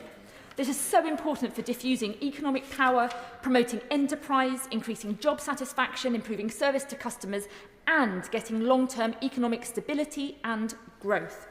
The government's proposals on trade unions are really aimed at strengthening employee rights in what can often be a combative and confrontational working environment. And we Liberal Democrats see this bill as a missed opportunity to improve employee engagement and ownership that can provide collaborative working environments and long-term growth, whether that's through reforming company purpose rules or putting a duty on employers to encourage employee ownership in large listed companies. However, Madam Deputy Speaker, given what we have before us, there are a few amendments that we have tabled. The first is NC 19, the right to be accompanied. It does what it says on the tin. It would expand the right for staff to be accompanied by a certified companion at disciplinary and grievance hearings. This is long-standing Liberal Democrat policy and I hope is not too controversial, as it simply rectifies an anomaly. At the moment, the current law allows only trade union representatives or colleagues to accompany an employee, and this leaves many other employees without proper support. Some sectors, like the medical professional, already allow accompaniment by non-union companions, yet this is not reflected in law. Our targeted amendment would fix this anomaly, and I urge the government to accept it. New clause 110. This simply requests the government to conduct a review into the impact on small business. Madam Deputy Speaker, throughout the passage of this bill, we have raised concerns about the cumulative impact of all of the government's work in this area and the impact that it will have on small businesses in particular. Just the other day, the Federation of Small Businesses told me that they spend thousands of hours, thousands and thousands of hours, giving advice to small businesses on employment matters. And these new obligations will create a huge amount of extra law for them to understand, to interpret and apply. Small businesses do not have the same resources as big business. They often don't have a legal department, no compliance team, perhaps no HR specialist. But because small businesses are often rooted in their community, they are really conscious of their reputation. They know their employees and they want to get things right. This means it is going to take extra time, effort and cost for them to navigate and comply with this part of the bill. And that's before we get to everything else, Madam Deputy Speaker, that the government is seeking to introduce. Taking together the measures of the employment bill, the national insurance, the business rates changes and everything else, small businesses are telling me that they feel overwhelmed. All this clause does is ask the government to conduct an impact assessment. We know that small businesses are passionate about their employees. Small businesses are often the ones to give people their first job ever. They're often the companies that give people a second chance. They provide part-time, flexible working and opportunities to return to work. So I encourage the government to look at the impact of Part 4 on small businesses. New clause 111, Madam Deputy Speaker, is about introducing legal aid in employment tribunals. Now, when legal aid was first introduced, it was regarded as, or the intention was, for it to become the NHS of the justice system. But we know that today legal aid is far from that. Our amendment would require the Secretary of State to report on options for expanding the right to legal aid in employment tribunals. We already know that many employees cannot afford legal representation, and this creates an imbalance of power when facing well-resourced employers. This amendment simply asks the government to look at the options that might be available in this regard. And new clause 112 is looking at asking for a review of the single enforcement body. Now, we Liberal Democrats positively support the government's efforts to create a single point of contact rather than four. A similar measure was in our manifesto, where we called for a powerful new worker protection enforcement authority. But as a matter of good practice, when putting different organisations together, it is important to make sure that no gaps are created in that protection. So this is not just a formality, but I think an important safeguard to ensure that employment rights enforcement is effective, fair and fit for purpose. In conclusion, Madam Deputy Speaker, there is much in the Employment Bill that we Liberal Democrats welcome, but there are many areas that we simply cannot support because it is not clear yet what the Government's intentions are. We do urge the Government in the strongest possible terms to look at the impact on small business, as this is one area that we are deeply concerned about. Thank you. Ian Lavery. Thank you, Madam Deputy Speaker. It's a pleasure to speak in this debate this afternoon and following the honourable member from Maid, Buckinghamshire, the Shadow Minister. I've got to remind him, Madam Deputy Speaker, that trade unionists are the bedrock